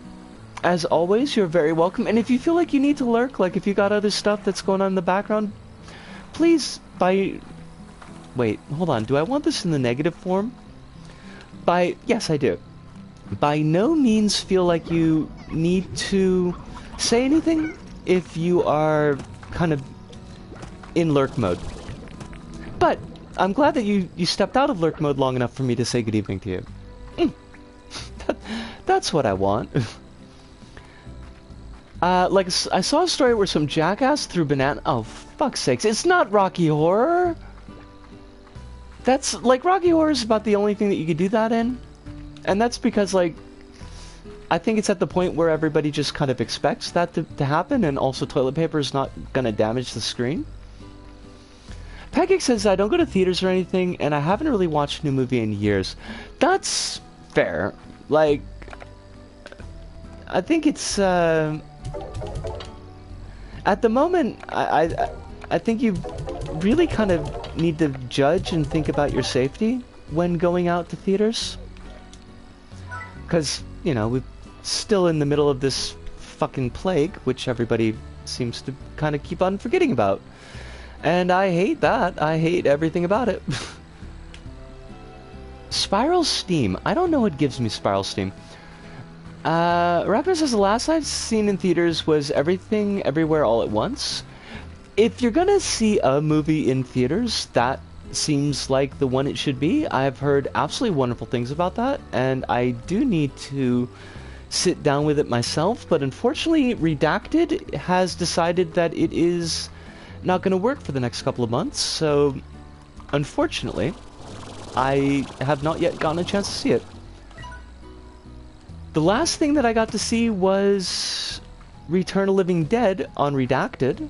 We could talk about that later, maybe after the next break. Last thing I saw in theaters was Junkhead, and I did do a lot of, like, waiting outside the theater to see how many people were going to be going in, and checking out the theater, unfortunately after I bought a ticket, but, like, checking out the theater to see how far away people were sitting, before I decided, like, yeah, I feel okay actually sitting here in this theater for the next 2 hours or so. Junkhead was amazing, by the way, and if you get a chance to watch it, just for the craft of it, I highly recommend it. It is a 100% treat. Stop motion animation at... I want to say at its finest, but I've seen a lot of good stop motion animation, and I think it's going to depend on, like, the particular styles that you like, but it's really, really good. I have not seen M God yet. I would like to, but has it come and gone from theaters already? Because I didn't hear anything about it coming to theaters here in Japan, which might mean that it's not gonna, or it might mean that it came and is already gone. Just slurp that crispy off the Redacted. You know, I just... You know, hoisting the black sails and everything, except not actually downloading things. But of my two, like, black sails streaming sites, one has gone completely to malware, and the other one goes through these cycles where it's like, it'll work for 3 months, and then it'll just stop for a couple of months, and then it'll work for 3 months again. Peggy says the last movie I watched from start to finish was My Name is Totoro. It's, like, that's... If you're gonna have, like, a movie to watch, that's a pretty good one. No doubt about that. Oh, shoot! This is a slime! This is a slime that we're supposed to be trying to explode, and I don't remember what it needs. What do you need, slime? I thought that you were a different thing. Hold on a second, I gotta check. We can hook you up. I love being hooked up, Ludo. You know where to find me. But I would definitely be super happy to be hooked. To be hooked! You like... veggies. I have no veggies. Okay, I do have some veggies, but not very many. Where is this thing fucking hiding? Like, it's in one of these little cave networks. And I hate that for us, because I can never find them.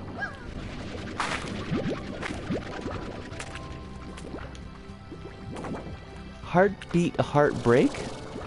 You make me good times. My Name is Totoro is such a good movie. I love the start to finish. Ghibli is such a great studio. I have got many soft spots for My Name is Totoro. Like, it's in and of itself is just a really good movie. It's a gorgeously animated movie with characters that I really enjoy and I can get the feels for. And it's always nice to feel something. But also it was just one of those movies that Honey Bunny and I used to watch a lot. So kind of got really good memories from that. Yeah, I'm a big fan.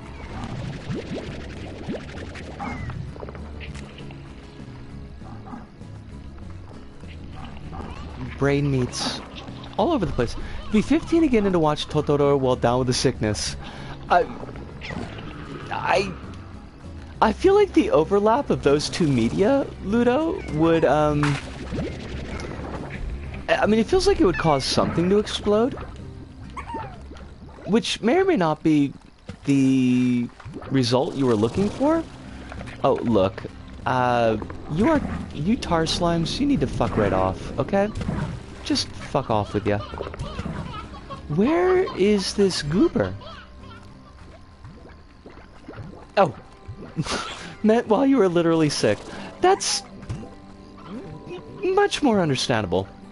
I can definitely get behind that a lot easier. Oh, you are like way the fuck over there. Okay, great. That's great for us. Wonderful. I love it.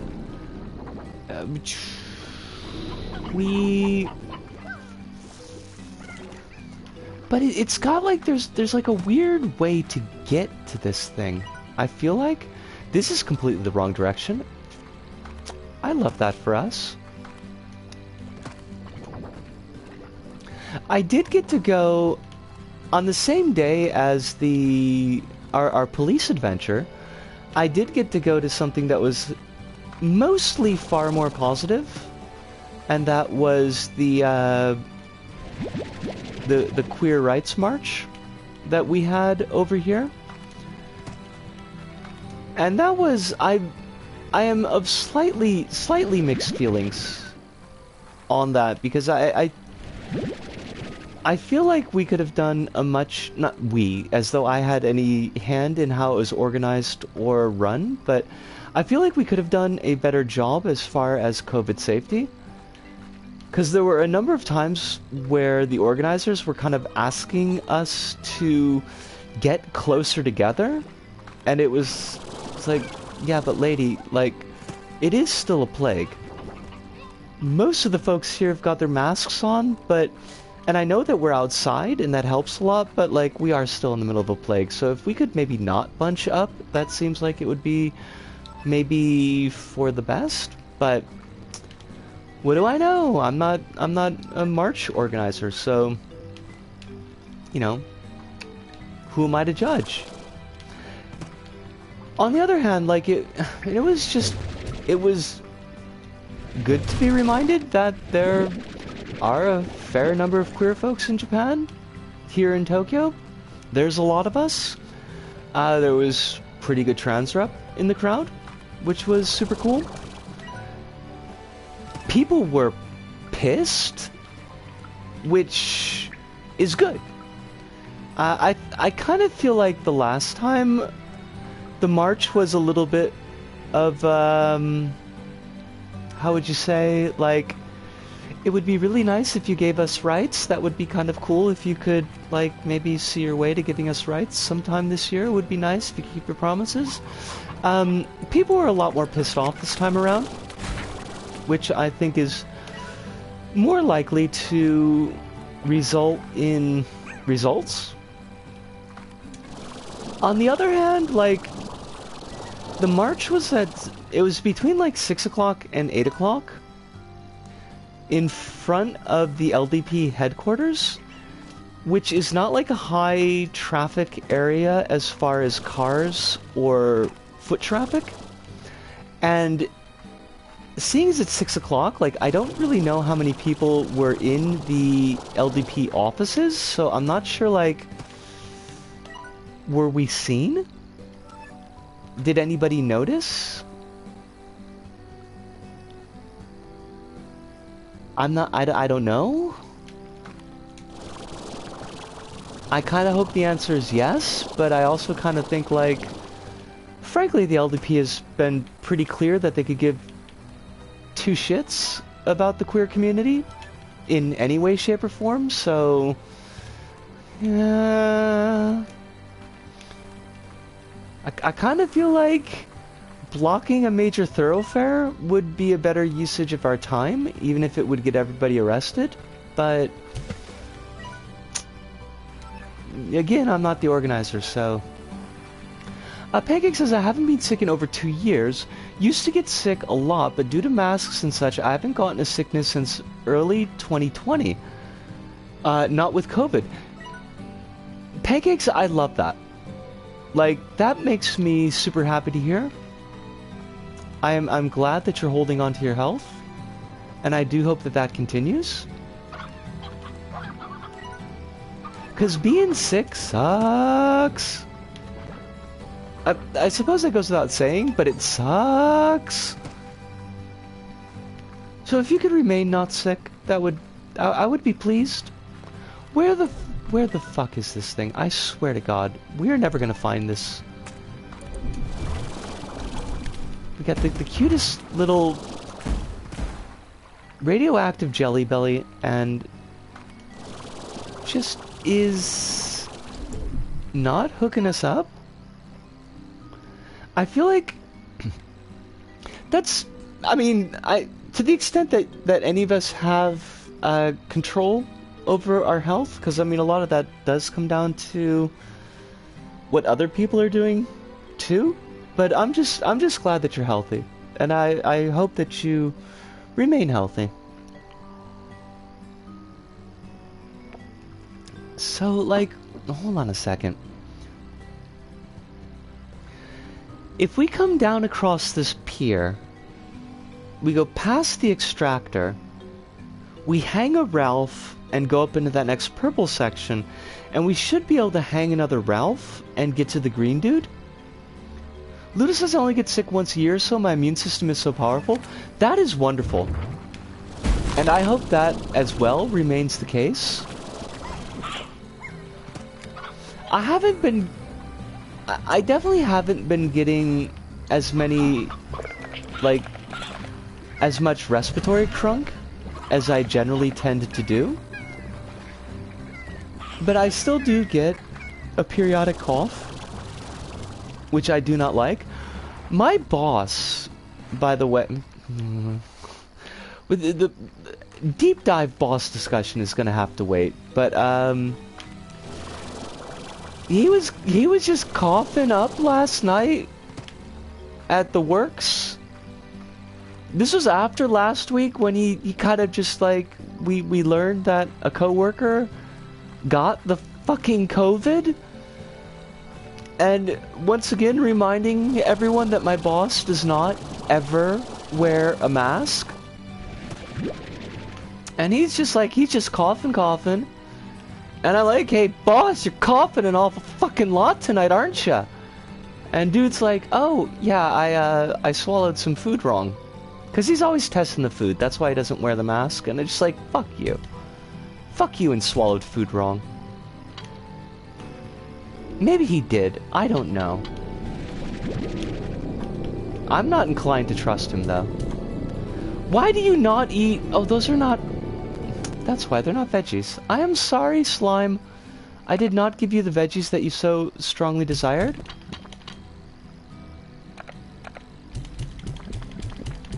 I would have brought you more veggies if I realized that you were a veggie slime and not a meat slime. Or, in fact, if I had realized that there was a slime here at all, and not, for example, say, an extractor. Oh, as it gets full, its radiation field gets bigger. That's good to know. I love that. Is there a way out of your cave? Your cavern of radioactive doom? This does not appear to be the case. Well, okay. That feels like an important thing to remember, because we're gonna have to go and come back. Chicken, how did you get here? What are these chickens coming from? Seriously, though. Just suddenly chickens. This is not where I was. What the fuck? What the actual... I don't know. Fine. Sure. Be that way. Game just gonna send us hither and yon. I'm never gonna find that again. I'm gonna go all the way back to the ranch. I should take another bio break and stretch, because we're at the 2-hour point. So, where do you go? Do you go to the ranch? Excellent. I'm gonna check to see what these people want. Victor! Hello, Victor. Are you gonna kill me? Oh, I got that shit. I'll hook you up. I will hook up Victor really quick, and then we are gonna go on another short break. I think I've got 3 Tangle Slimes. I'm not 100% sure. They may have bred, and if they've bred, that'll just have to wait, basically. Oh shit, no, I got him. Wait, no, I've only got 2! Oh, that sucks! That sucks! I hate that for us. He wanted 3, didn't he? And the Tangle Slimes are like way the fuck out. In wherever. Oh, you absolute... I love your jacket, mate, but you're a bastard. Alright, so what we can do, I think we can pick up some Oka Okas. Go to... Oh, but we're gonna have to come back. Shit. No. Well, okay, look, I'm gonna go on break. I'm gonna take a stretch. And then I'll be back in just a little bit. Pancakes, oh, perfect timing. Heading off for today, great stream. Hope everybody here stays well and has a wonderful week, and we'll see you soon. Pancakes, it's always wonderful to have you here. I hope that you have a very nice day. Please stay hydrated, because I know it's really hot where you are. And, we will catch you on the flip side. The side of the flipping. And I will put on a little bit of music. Now, I want to know why, like, half of my shit never shows up on the songs list.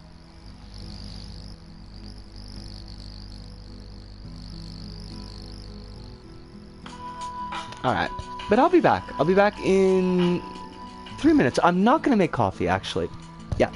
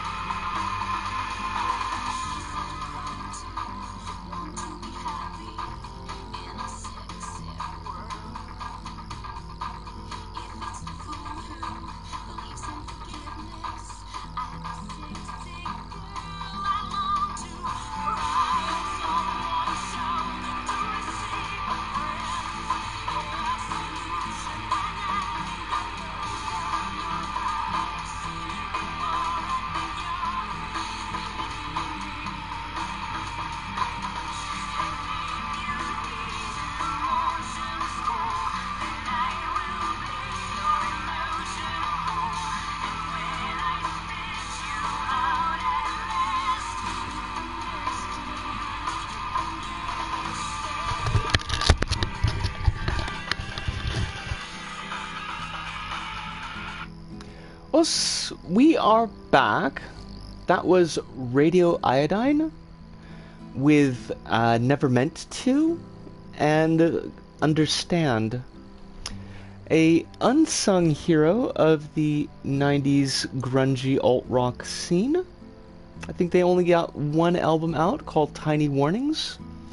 I believe they were also Midwest. I want to say Minnesota, but I could be wrong. Hive, also, I read your adventures with IT, and oh my fucking god, I would have exploded. I don't know or understand how it is that you continue to not explode, but I would absolutely have lost my shit. There's zero possibility that I would have been able to survive with my shit intact.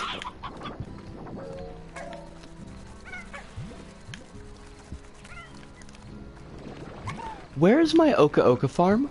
Because I do have an... Oh, here it is. Because we might as well pick up these Oka Okas right now. 22 Oka Okas should be more than enough. I am close, I tell you. Those are 2 out of 5... Oof, Jesus. That I... Like, I don't... This is one of many reasons why I would not really work, I think, in an office environment. Like, I don't think I would be suited for it, because there's no way. There is no way I would be able to put up with that kind of shit on the regular and not just absolutely fucking explode. Because that's a whole... It's just a giant slathering heap of bullshit.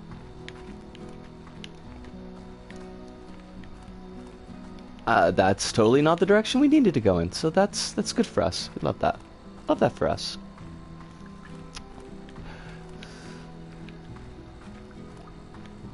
The good news is my job is totally productively is kind of to totally productively explode. That is a good thing. That's honestly a pretty nice nice job to have. That's not entirely the word that I want, but I kind of think you know what I mean. Where we gotta... Fuck. This is not the way. Gotta do this all over again and get lost. It's one of the jobs of all time. Definitely one of the jobs. I mean, it sounds like it, but I'm glad that you are able to direct your exploding in areas that are productive and hopefully healthy for you.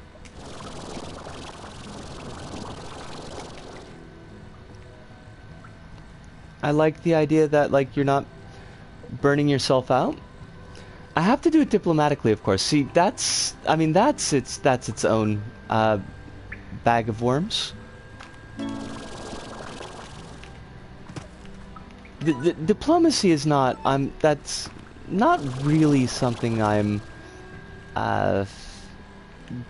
great at.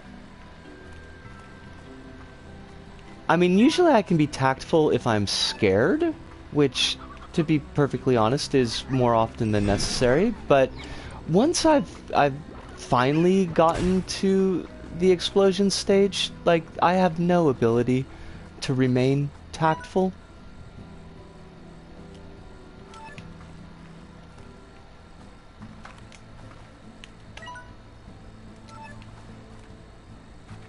Was it that? This is not where we need to be. Okay, but that's maybe okay. Oh, or is it? Boop. Is it? Okay, it is. I've got some Oka Okas for you, baby. Eat these Okas. Eat them. Now explode. Your explosion brings me joy. Thank you. Thank you for exploding. Actually, should probably just suck all these things up.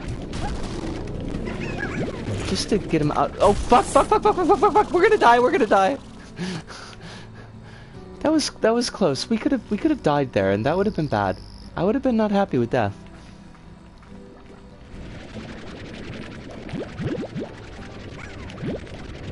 Grab ourselves some plorts. We love plorts. Wow! I do not need chickens, nor apparently do I need okas anymore.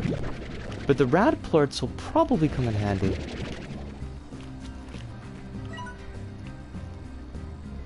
Now we gotta get all the way the fuck over here. I could have become Slime Hulk, and that's not like the worst thing in the world.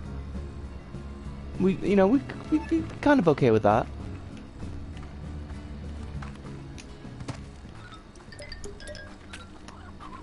I don't know if She-Hulk is specifically my goals, but I could roll. I could roll with She-Hulk's body type. Not really 100% what I'm going for, but like it's certainly closer than where I am now. Your Explosion Brings Me Joy is the name of my new death metal album. That's a good name, honestly. Like, if we're gonna be just straight up and honest, that's a great name for a death metal album. And I support you in your endeavors to make a death metal band. Now, I got a question about Return of the Living Dead, and I've been kind of like, I've been kicking around like how to put this question together so that it's most sensible. But now, in Return of the Living Dead, which I watched for July 4th because Return of the Living Dead is a July 4th. It would be a better title for a grindcore band. I'll go with either of them, honestly. Oh shit! Shit! Don't die. Because as we know, Return of the Living Dead is a July 4th movie.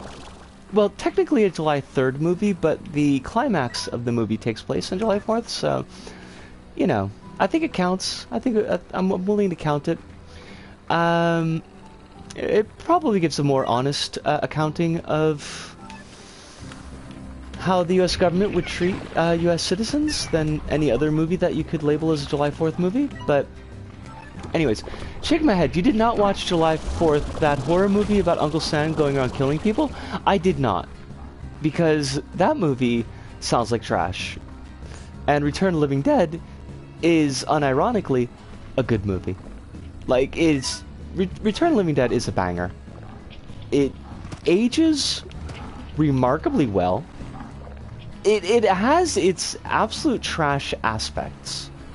And there are a couple of points where I think, like, it would be reasonable to be like, maybe that part didn't age super great, but, like, generally speaking, Return of the Living Dead aged way better than something produced in 1985 has any fucking right to. But I noticed I noticed a couple of things this go about, because this is probably like the 1 millionth time that I've watched the movie, so you just start to pick out like useless details. A couple of the punks, not all of the punks, some of them get eaten too early. When this shit starts to hit the fan, a couple of the punks are like, we should call the cops.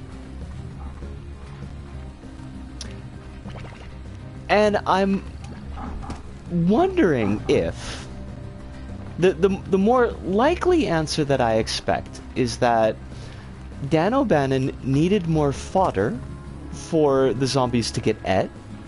That requires the cops to be on hand. There are only so many people still alive at this point, so if somebody's going to call for calling the cops, like, maybe a couple of the punks would do that. Or B, if this is a low-key snap at the fact that for a lot of punks, at the end of the day, it really is just kind of a fashion/fandom, and there's no real politics behind what they do. And then when push comes to shove, they are more than willing to rely on the apparatus of the state that they make such a big deal about standing in opposition against. I don't know that the movie really has the nuance to carry that, but I don't know that that is an unfair reading of the movie either. Alice says the movie is fine. It's by Larry Cohen, the guy that did the stuff. Interesting. Interesting. And it's trying to do commentary because it's about a right-winger trying to murder anyone he doesn't consider true Americans. Okay. Because I thought it would just end up being like a direct-to-DVD garbage fest, because it's a holiday movie, and holiday movies generally are direct-to-DVD garbage fests.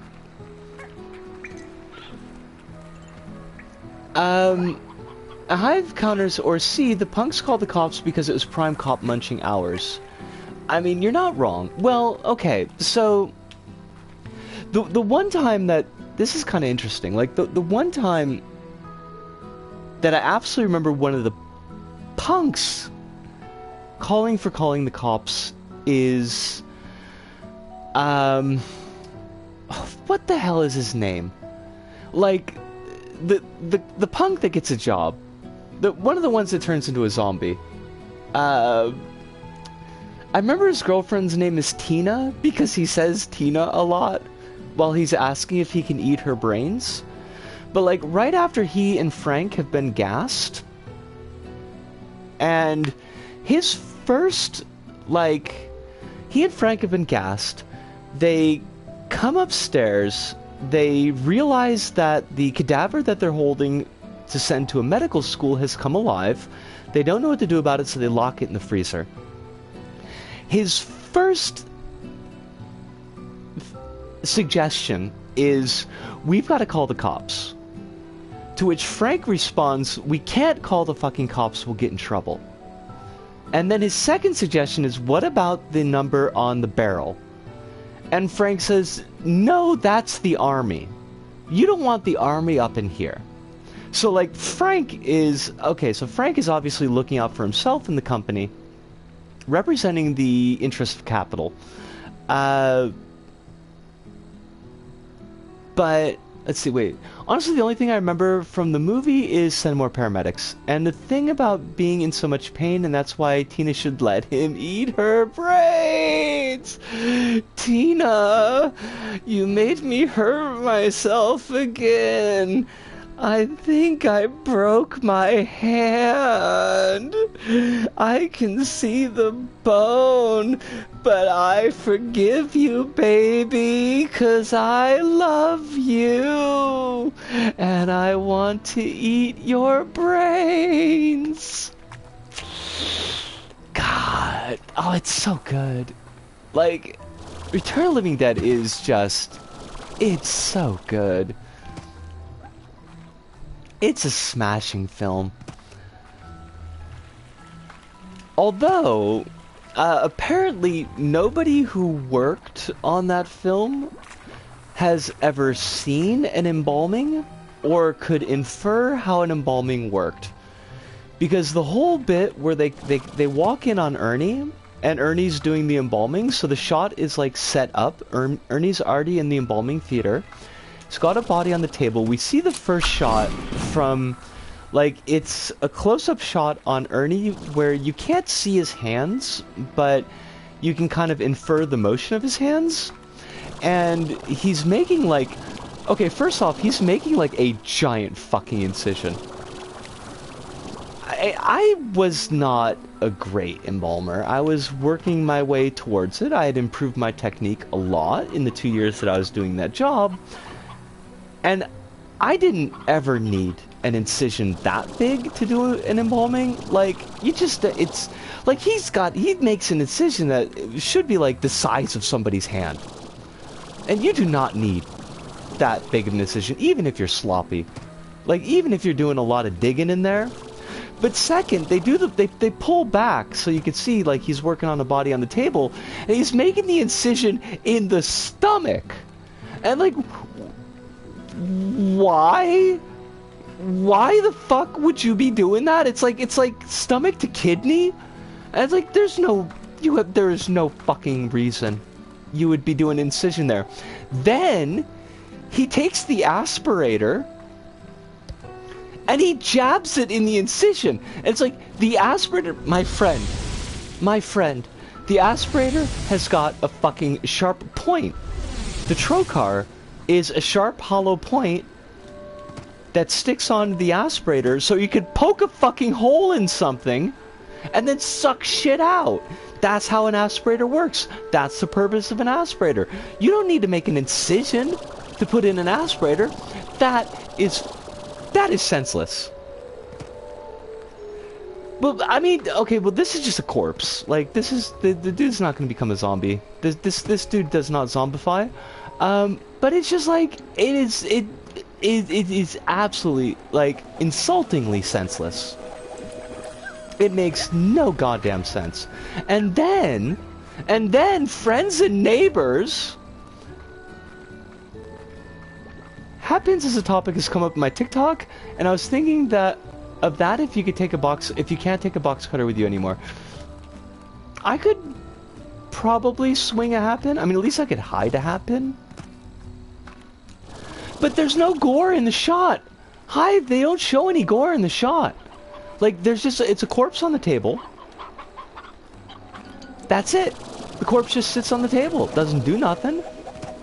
It doesn't bleed or nothing. But hold on, because I gotta get this out. Because, like, this is just, like, this is so bad. So, he's working on that. Bert, Frank, and what's-his-face come in. Bert's asking him, like, what's he doing? And they do the setup for the bit where we're gonna learn later that Frank and the other dude are dead. But they're turning into zombies. Because they're setting up the whole rigor mortis thing.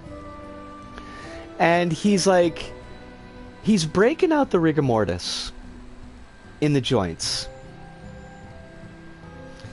And he makes a point of saying that this is something that's not written down in embalming books, because embalming is largely an oral tradition, and that's bullshit. That's bullshit, because you got courses for that shit. And I'll tell you what, breaking out rigor mortis is, like, basically embalming 101. Like, that's in the book. Okay, that's not, like, hidden knowledge or nothing. But if he's putting the aspirator in the body, and if he's breaking out rigor mortis, that means he's not done the embalming yet. He's not put any fluid in the body. So if he hasn't put any fluid in the body, why the fuck is he sticking the aspirator in there? Because the whole thing with the aspirator is you're making giant fucking holes everywhere in the lungs, heart, and abdomen. Now, if you've not pumped fluid in the body yet, basically you're making a bunch of holes for all the fluid to spill out where you don't need it. It's not going to get to the tissues. The body's not going to get embalmed. Oh my god. I was like, I had to pause the movie and walk away. I was so angry.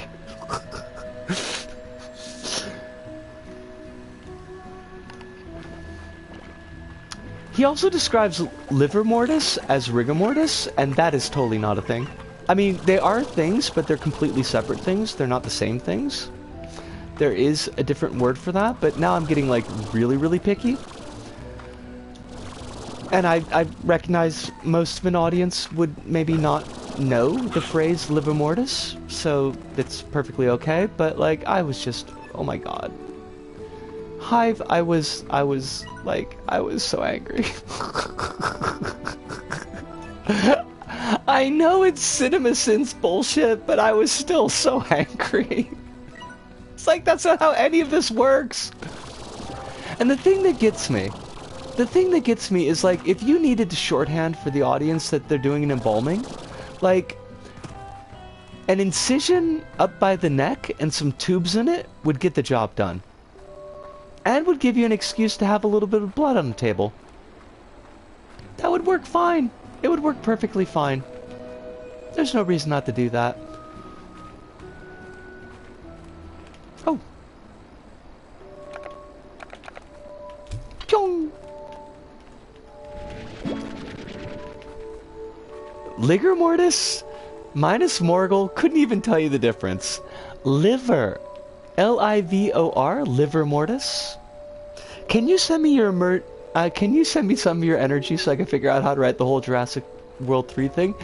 I mean, I will. I mean, you are welcome. For all that you've done for me, the least I could do is to send you a little bit of my extra energy. I don't know how precisely to accomplish that goal. I am currently thinking very hard in your direction with energy. Where there were like a bunch of tangle things here before, and now there are not, and I need there to be. Where did they go? Why do they not exist anymore?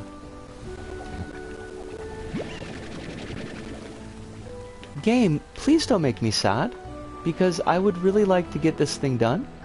It would make me, as they say, happy.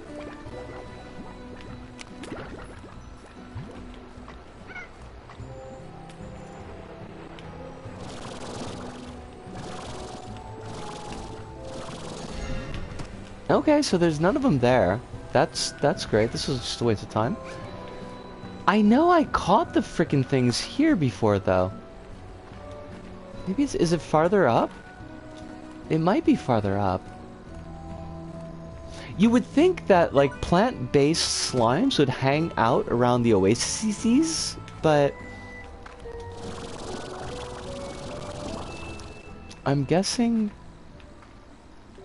no? You are chickens. I do not need you. I mean, you're lovely, but I still do not need you. Please, Victor is going to be angry with me, and that would make me sad. There is a little thing that we could add water to if we could find one of these sacred springs, which are not marked on my map in any way that's useful to us. That's wonderful. I love it. You got these mosaic dudes. We got pinkies everywhere. Dervishes. Got dervishes by the dozens. But we do not have any tangle slimes. What the actual fuck? Why you gotta be like this, game? You didn't have to be like this. You chose to be like this. You chose violence.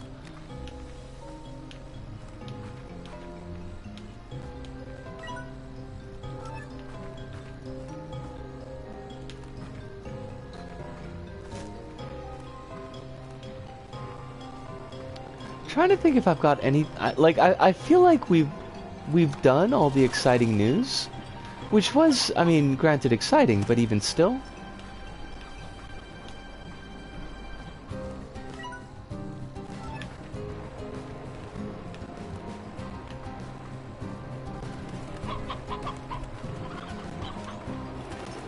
They're chickens.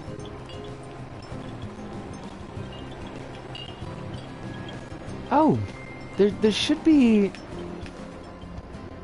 a reservoir around here, but I don't know if it's close enough to get... We got rock slimes, more rock slimes, we got mosaic slimes. We're not gonna find any of these tangle slimes. This is just, they're lying to us. They are lying liars that fucking lie. And I hate that for us.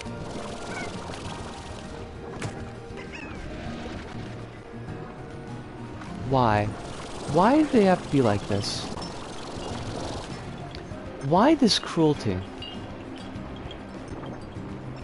Can I interest you in despair? I feel despair right now. And the whole Sephiroth thing. Ah, fudge, I can't get up there. Gosh darn it. Frickin' invisible walls. It's always with the invisible walls. That just loops us back around. That's not the way we gotta go.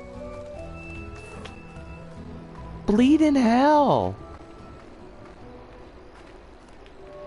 Honestly though, like we had a dozen Tangle Slimes here before, and now we have 0, and I'm not happy about that.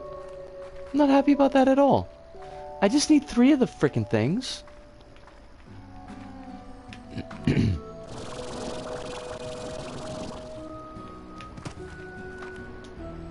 Oh, do not fall down a hole.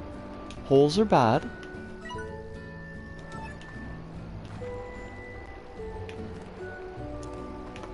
How is your Jurassic World 3 writing coming along, Hive? I like the bit of it that you sent me. Have you been able to get any progress beyond that point?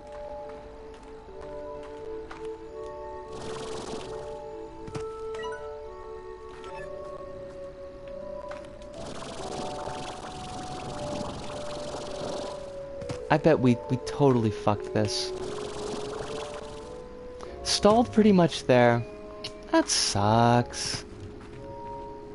Hopefully, with luck, you will get your muse back, and she will lead you to a unified theory of Jurassic World. An answer to the question of why? Why though? Although I feel like you were set on the question of why. Why wasn't really the problem. I don't even know where to begin. Oh fudge. We don't like that. That sucks.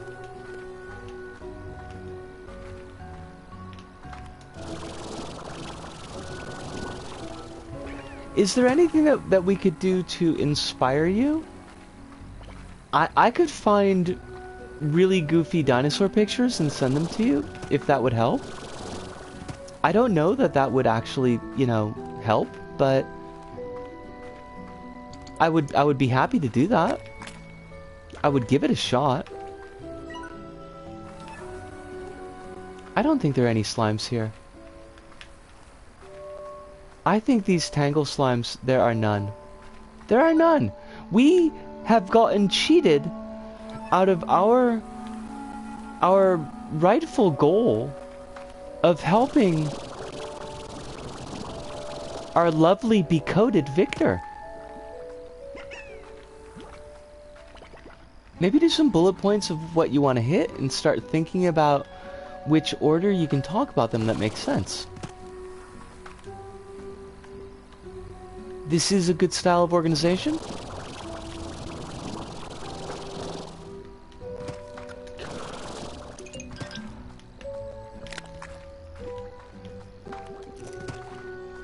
Oh my god, we found them. Oh, we found one. Okay, Okas, you need to fuck right off.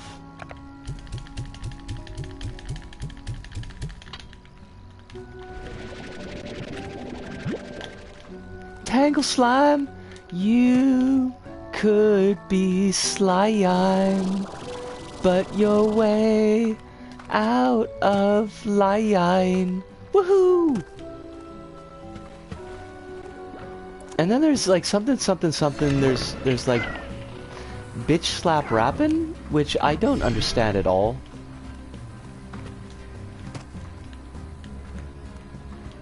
Late night slime ratchet. Oh, Hirunda! It is wonderful to see you, and I'm also glad that I parsed that your name was different than Hive's name, or I probably would have just not noticed, and then I would have felt really silly. But yes, we are Late Night Slime Ranchin'.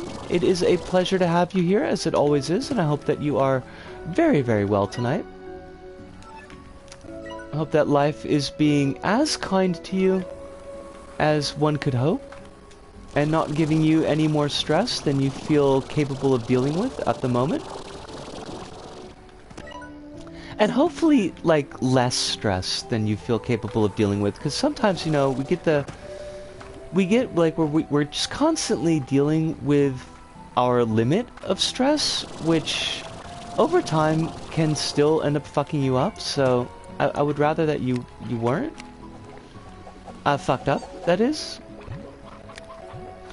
I think I used to do that, but my brain has been struggling for a while when it comes to writing, but I'll give it a shot, Ludo. I hope it helps, Hive. Oh, that's much better. Hive, I like your version better than mine. Way Out of Lime is definitely... Like, that was the way to pull that. Life is good. I am now sure my comp sci diploma is in the bag. This is wonderful news. Hirunda, congratulations to you. You've done a lot of work for this. You've pushed yourself pretty hard. You managed to get this accomplished. And while I'm sure that you had a lot of help in your journey through university, the hard work and the effort, those were yours. And you deserve to feel proud about what you've gotten done. A goblin meme? Like, wait, goblin as in Dario Argento's goblin? Oh, we took too long. Fucking hell. Damn it. I knew it. We got lost. Fine. Be that way. See if I care. I don't care. Do I look like somebody who cares? I don't care. I don't care at all.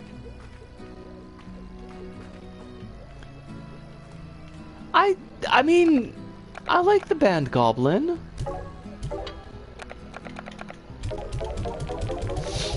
I'm sure that, you know, Dario Argento's probably got some grossness in his closet because he is an Italian director, and that seems to be like a thing for Italian directors, but I still like Goblin.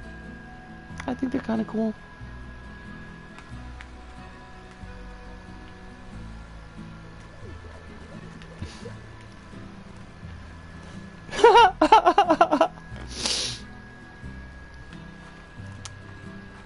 I like that, Ludo.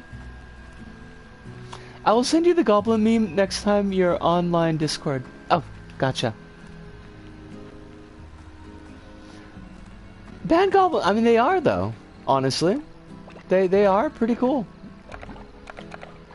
Their soundtrack for Dawn of the Dead is fabulous, and it really nails the mood.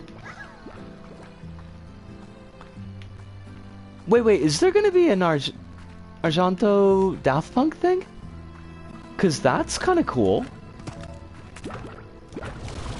I feel some degree of respect for that.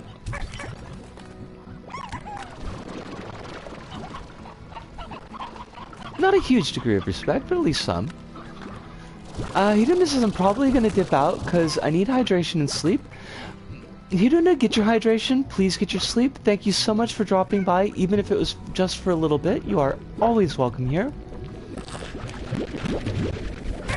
And congratulations once again. He made a movie and Daft Punk made the soundtrack. Since they broke up, it's their last thing in music. Hey. I did not know this thing. I mean, I think I remembered that they'd broken up, but I did not know that they had done work with Argento. It seems like the movie is not a horror thing, but actually like a noir crime story from what I read about it. Huh. Like, Like giallo, or... I mean, I guess giallo is kind of horror. It's horror adjacent.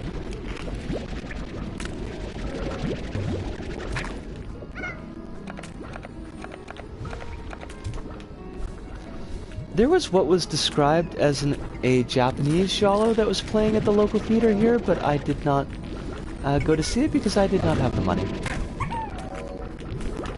I am kind of worried about what kind of movie a Japanese giallo movie shown at an art house theater would turn out to be.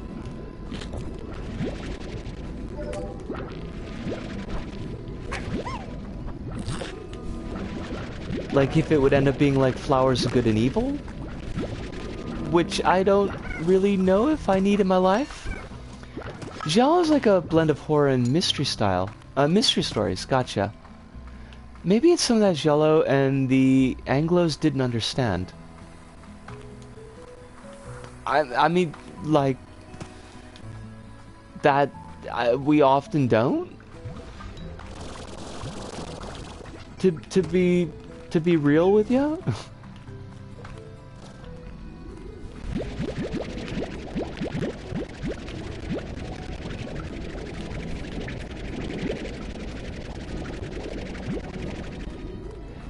Did I ever hear about Yureto? Ghost Island? I'm guessing? I mean, I don't know without the kanji. It's a giallo-inspired horror manga with a trans mask tag. Wait. I feel like this is ringing a couple of bells. Hold on a second.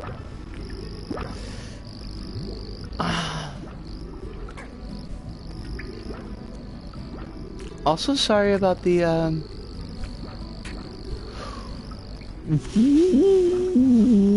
What? Hold up. My anime list kinda needs to... Wow, okay,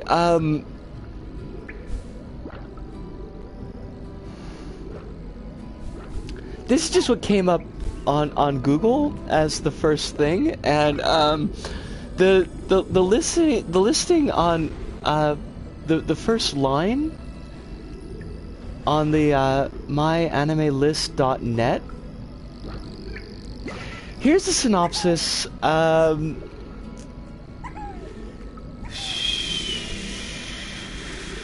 Wait, where'd it go?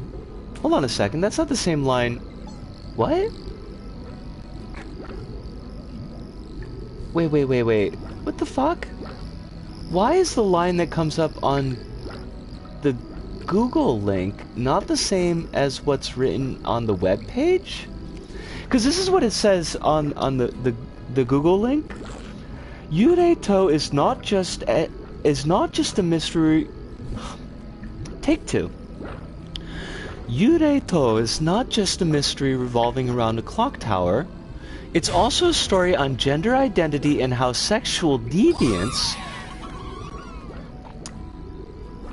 parentheses, transgender, comma, homo, belonged in 50s Japan. Which, like, that's... It's from a review from the site. Okay, so maybe that's further down in the site. But, like, that's kind of... Oh, yeah, okay, so I see the review. It's from somebody called... Noxidian? Reviews from 2017? That is... Like, that's a line? That's certainly a line.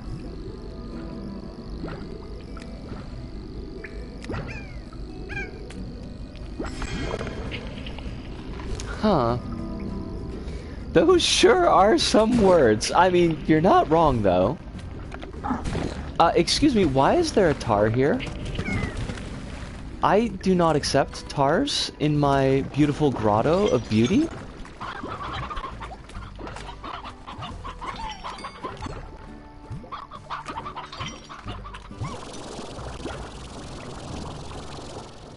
That user sounds like a Malrive user, alright? Oh, my anime list. Gotcha. I feel like this is the first time I've actually looked at the site. Like, I've heard the name of the site before, so it's not like I'm completely unfamiliar, but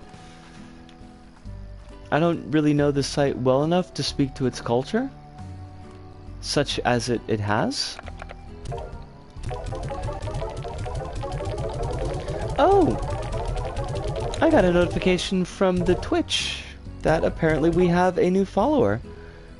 And I'm not going to be able to read this follower's name quickly enough to actually get it on stream, but to whoever just followed, thank you very much. I appreciate that greatly. I hope that you're enjoying the stream, and if you feel comfortable enough to chat and chat, by all means, you are welcome to do so. My anime list is run by people who defend Nazis, so yeah. I hate everything about that. Alice? I mean, that's not on you. You didn't cause that by any means, but just like every word of that sentence kind of sucks. Bob, what do you want? Bob wants a painted chicken, a banded chicken, and a roostro. I have all of these things. Roostro? Thank you. Painted chicken? Thank you. Not a hen. Where's my banded chicken? Yo. Do I not have a banded chicken? These are rock chickens? Oh, fuck.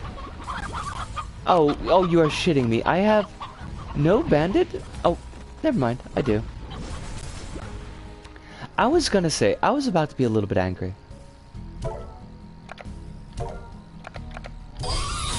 Whee! Hasty exchange. Slick. We got a couple of trophies this go about, and that makes me really quite happy.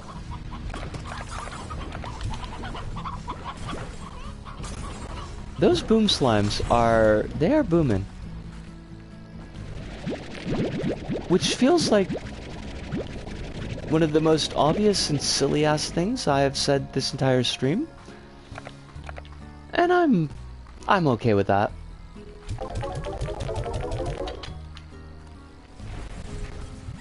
Oh, they're escaping. These slimes, they escape. I'm sorry, I need to keep you in chains. You need to stay in chains.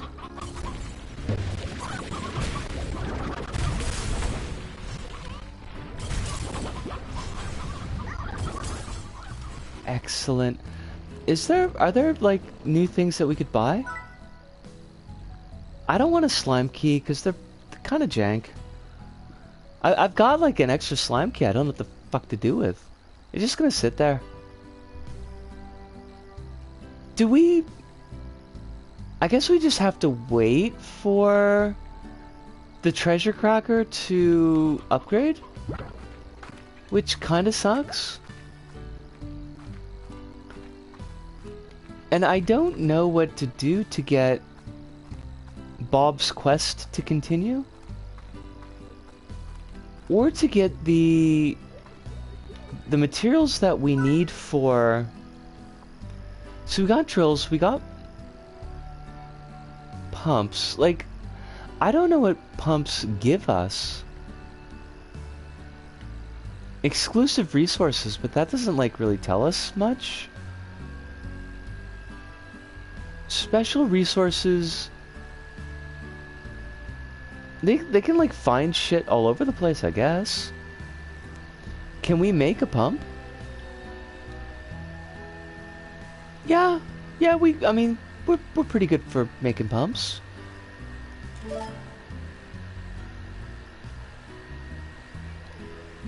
I guess we got it. And why don't we bring this over to the Moss Valley? And we'll set the pump up in Moss Valley. We'll get one payout from it, and then I think we'll probably call it a night from that point. Because we are starting to get a little bit late in.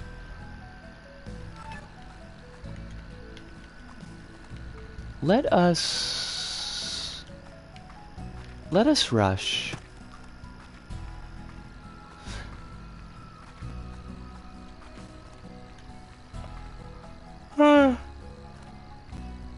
Excuse me. I'm actually starting to feel kind of sleepy, and that makes me really happy, because sleep has been weird recently. Been having like a lot of lucid dreams again. Some of them have been very nice, which, because my brain meats are a complete mess, I wake up feeling far more disquieted from than the dreams that would kind of quote-unquote be generally considered bad dreams. I kind of hate everything about that, but brain meats, they are brain meats, basically. We are not filled with a great deal of love for them. Yes, I think we are lacking in some degree of love for the brain meats. Yeah, I mean, they're extremely vivid dreams where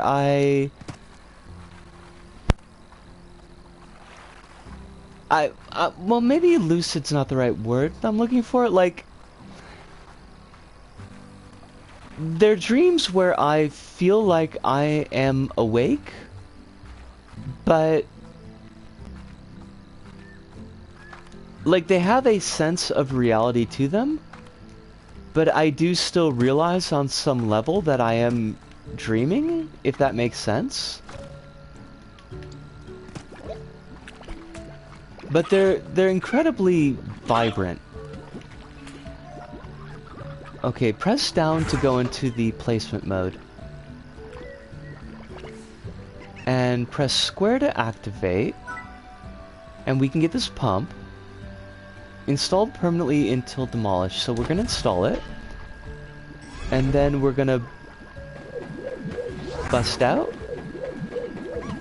Vivid is probably more accurate, or intense. Okay, then let's go with those. But that's what they've been like. But there was one that I had like a couple nights ago that was, I think by any sense within the dream itself, or if described, although I'm not going to describe it, it's not anything squicky or anything X-rated, but it is just something that's kind of personal to me, but would be described as a pleasant dream. And I woke up feeling just like utter shit after it. Like, I felt awful about myself. I felt awful about just my general situation. It felt like it had hit every single one of a number of buttons that I have that I really didn't need to be hit. So, like, I didn't like it very much.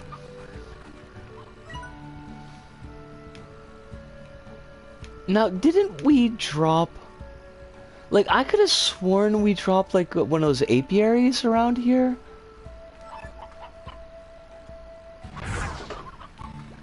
But I have nothing to place, so I guess we didn't.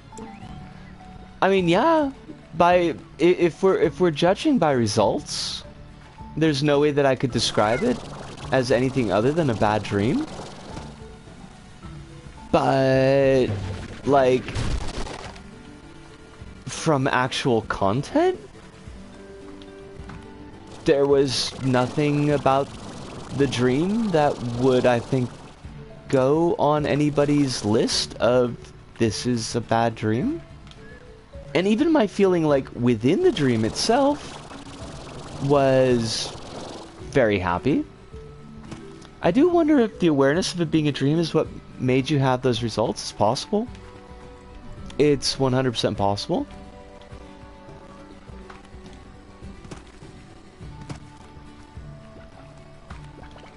But I got confused. I would like maybe fewer of those. At the end of the day, I could use fewer of those. That shit wasn't cool. That wasn't cool at all. I had another one of my like weird ass mall dreams this afternoon, which wasn't a bad dream. And like weirdly, probably like would clock as a bad dream for content, but I just didn't really have any emotional response to it at the end, so it really wasn't.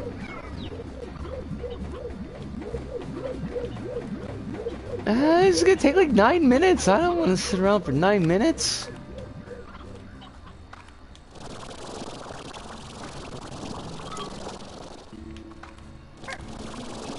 What am I gonna do for 9 fucking minutes, yo? It's asking so much. And all we're doing is we're just getting resources. I just want to make a stage. I want to make a slime stage. And then I want to get a tar. And I want to put that tar on the slime stage. And then I'll get a trophy. Trophies are nice.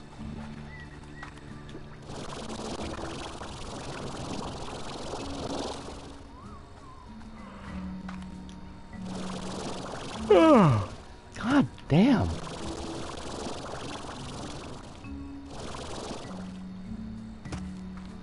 We do hope that these yawns continue. So that when I do finally wrap things up and get the VOD uploaded, that I will just like pass out asleep. What I need to be doing, if we're to be perfectly honest, I need to be like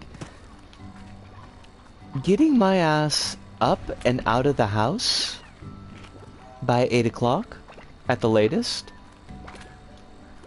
The getting up part, that's easy. Like I've got no problems like getting up, but actually getting out of the house and on with my day. Because if I'm in the house past 8 in the morning, like I will not do anything all fucking day. Just nothing will be accomplished at all. I don't know why that seems to be such a hard line for me recently, but it's like if I'm awake, if I'm outside, if like taking a shower, everything's ready to go and I'm outside prior to o'clock, I might get something accomplished, but kind of a pain in the butt, really. I will say the heat is not helping things out.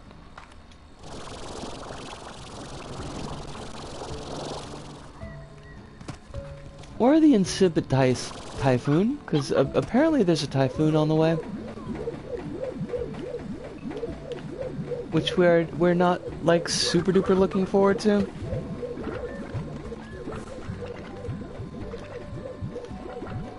I don't remember any typhoons from last year if they were particularly bad in Tokyo or not, but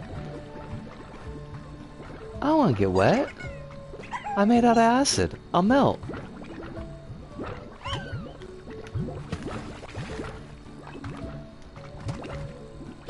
Speaking of... Oh, shit? For real, though, Hive? Are you safe? Are you in a safe area?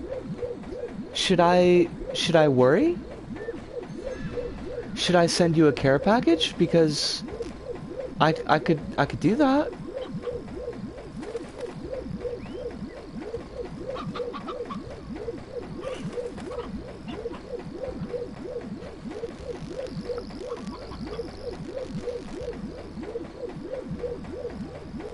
I don't know what I would put in this care package, but I am safe, not leaving the house, and I've been ordered to work from home. That is excellent news. And I really wish, even though I know it's not happening, but I wish that we could move towards a more permanent, like, work from home solution to a lot of our economy if we must have the economy that we have. Because that, you know, it feels like it was maybe something that could put a dent in the COVID, which is not over. And I would dearly like the COVID to be over. I saw those pictures from fucking the Anime Expo, AX, and that was like legit kind of terrifying. Like the convention was so packed with people that the fire department wasn't letting more people in because it was a hazard.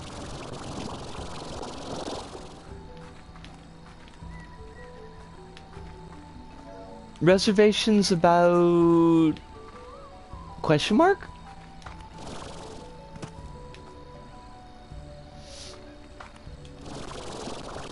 I'm just not sure, like, what part of the statement we were replying to, because any number of things in that statement could call for reservations.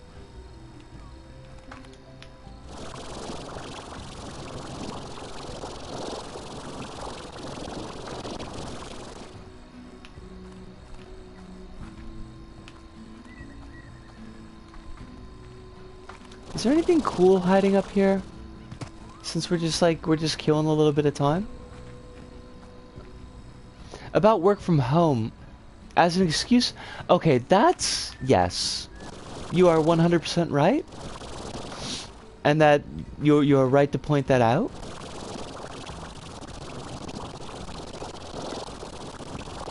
The slow erasure of boundaries between work and not work has been ongoing and pretty goddamn shitty.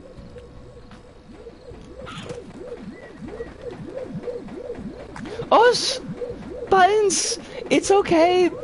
At least you got to drop in for a bit. And it is always good to see you. I hope that life is treating y'all gently. Or at least as gently as any of us could hope in the absolute shit show that the world is these days. But hopefully, like, no more stress than you're able to deal with. I'm so glad that you could be here. Like, honestly, it makes me, I mean, it always, I'm glad that all y'all are here. You know, not, I don't want to say that any one child is my favorite child. You're all my favorites, but I am glad that you're here. Doing my best. That's just what Hive says. That's all we can do. That's all we can hope for. We're all just kind of banging away at life and hoping it doesn't give us too much bullshit.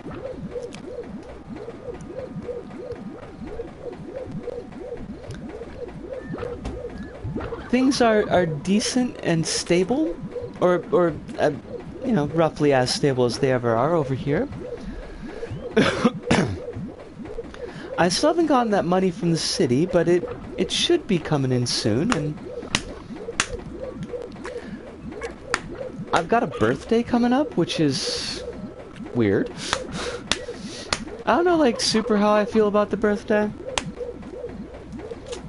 I'm okay with it, but you know, it's not. I do kind of wish that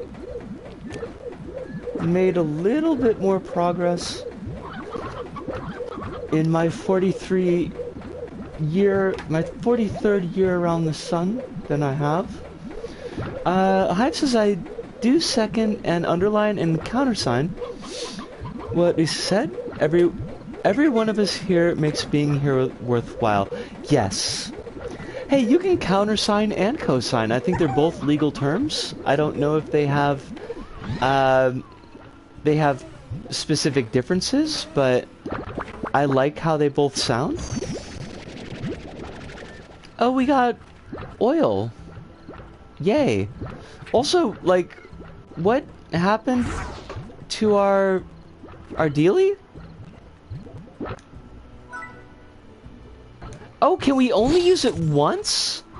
Oh, okay, so the advanced gadgets stick around. Now I understand. The advanced gadgets are... That's what it meant by 3 cycles. Hi. I understand now. So, you can use the advanced gadget 3 times, and then it'll disappear. You can use like the regular gadget 1 time, and then you have to remake the gadget. I understand, and I hate it, but I understand, and that's, you know, knowing's half the battle and all that bullshit. The fact that you've clung on is achievement enough on this year around the sun. I've, like, you're not wrong, and I recognize that. I do. But, you know, I want to... I see where I want to be, and I want to be there, and I'm glad to still be here. And I can honestly say that I'm honestly glad. That's not always an easy thing to say, but I am. I'm glad to be here. I'm glad to still have like another year's worth of time to try to get myself where I want to be, but like, you know, I kind of want to be there. I want to be like over there, you know? So there's kind of that. Understandable. Can't take that feeling away from you, because honestly, I want you to be where you want to be too. Thank you, Hive. Deserve to have a heckin' good time. We all deserve to have a heckin' good time, Ludo. It ain't just me. Look, if it's just me, it's not. I'm not gonna have a heckin' good time if it's just me. I'm here for everyone's heckin' good time. Cause I think we've all put up with enough of not having a heckin' good time to, like, I think that's kind of bullshit. I'm calling bullshit on that. Managed to survive despite an absurd amount of nonsense. I was thinking about this, buttons. It's kind of funny. I was talking with someone on a Discord about time and sense thereof, and how, like, 4 years, particularly like the past 4 years, have been particularly difficult for me to kind of process, because they feel like they've gone on forever, and yet they feel like, you know, have just disappeared because of memory issues. And so I kind of worked this out, and this is what I wrote in the Discord. It says, spun off from a tangent in RPG channel, but it struck me that since 2018, I've started and maintained a small but consistent streaming community full of people I've come to trust and love, gone through a divorce, left my job of 15 years, figured out finally I was trans, came out to everyone, been unemployed for a period totaled over a year, worked in 3 different jobs, one of which I came close to dying on, had at least 2 of what I would consider major depressive psychotic episodes, learned a whole lot about mental health and that I'm not alone in what have been some very isolating experiences, lost an aunt, and have been consistently living below the poverty line, had a major move to a new city, oh, and almost got arrested. In one 4-year period. It's been fucking busy. It's been a lot. Yeah, and that's like just personal stuff. You know, like, that's like not even including the ongoing plague and the rapid rise of overt fascism, the resurgent in overt queer missia, economic implosion, climate change. Like, this is like one of those kind of things where, like, you kind of feel like the anime writers are worried they're not going to get another season, so they kind of want to put everything in. Like, just get all of the arcs in just this one last season. It's been a lot. I've been busy, so I am not I mean, proud is a little bit of a word to use for a situation that I feel like I basically survived, but, like, I do recognize the scope of what's been going on in my life, and I recognize this has just been a lot of processing, and I haven't had a lot of time to do it in. It's like an open world game where there's a world-ending threat, but you have to keep grinding side quests. Oh, that is a fucking mood. Ludo, that is an absolute mood. And that's a really good way to put it. So yeah. To be honest, this is the Netflix live-action adaptation, and they found out they got canceled. They're trying to wrap it all up in one more season. Yeah. Rabbit said, like, that one manga that got dropped within 20 chapters from Shonen Manga, and the mangaka wrote a big but condensed FU dedicated at readers and editors in the last few chapters. Like, yeah. Like, I mean, these are all very good metaphors for, like, what's been going on. And then I'm not unique here. Like, this is not... I guess I am unique in the sense that I am experiencing all of this through the lens of my own sensory organs and particular cauldron of brain chemicals. Like, so that aspect of it is unique to me, but I recognize that all y'all probably have similar stories to tell, to the extent that you feel comfortable telling them.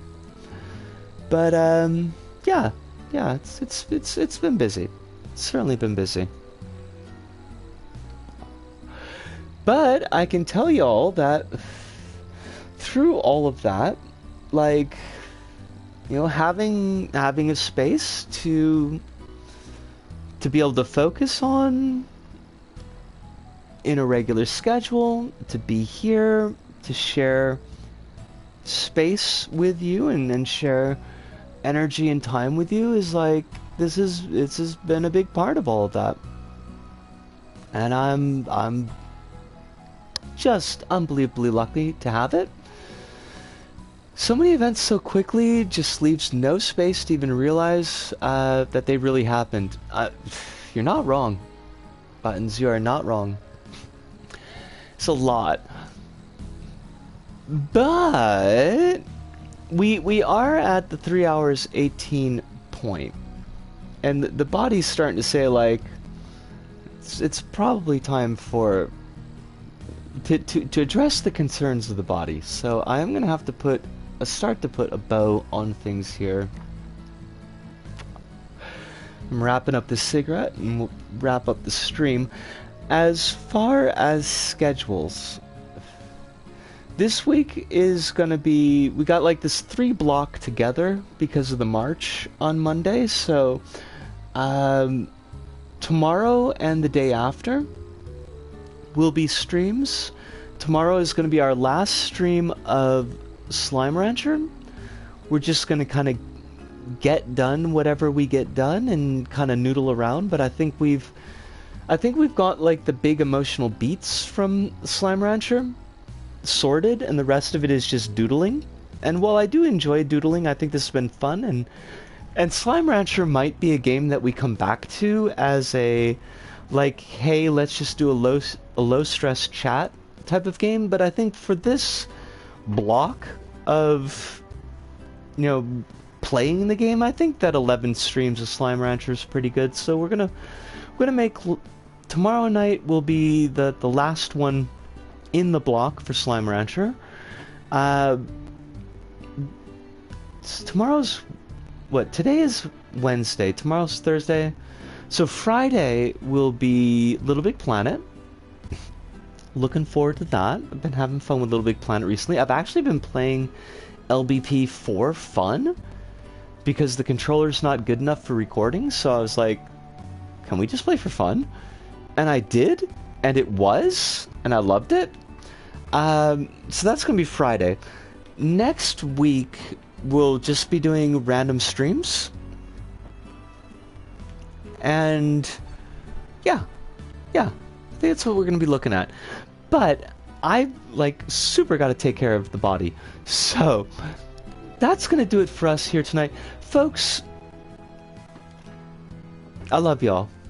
I love y'all, and please be keeping yourselves as safe as you have the ability to do so at the moment. I don't know how much control you've got over your life outside your home or even inside your home. But to the extent that you do have control, please be exercising that, and please be keeping yourself safe. As always, be drinking the water that you need to be drinking. Get your medications on schedule. I know it's not always easy to remember stuff on schedules, but, you know, do the best that you can. Please remember that there's folks out there that have got you in their hearts,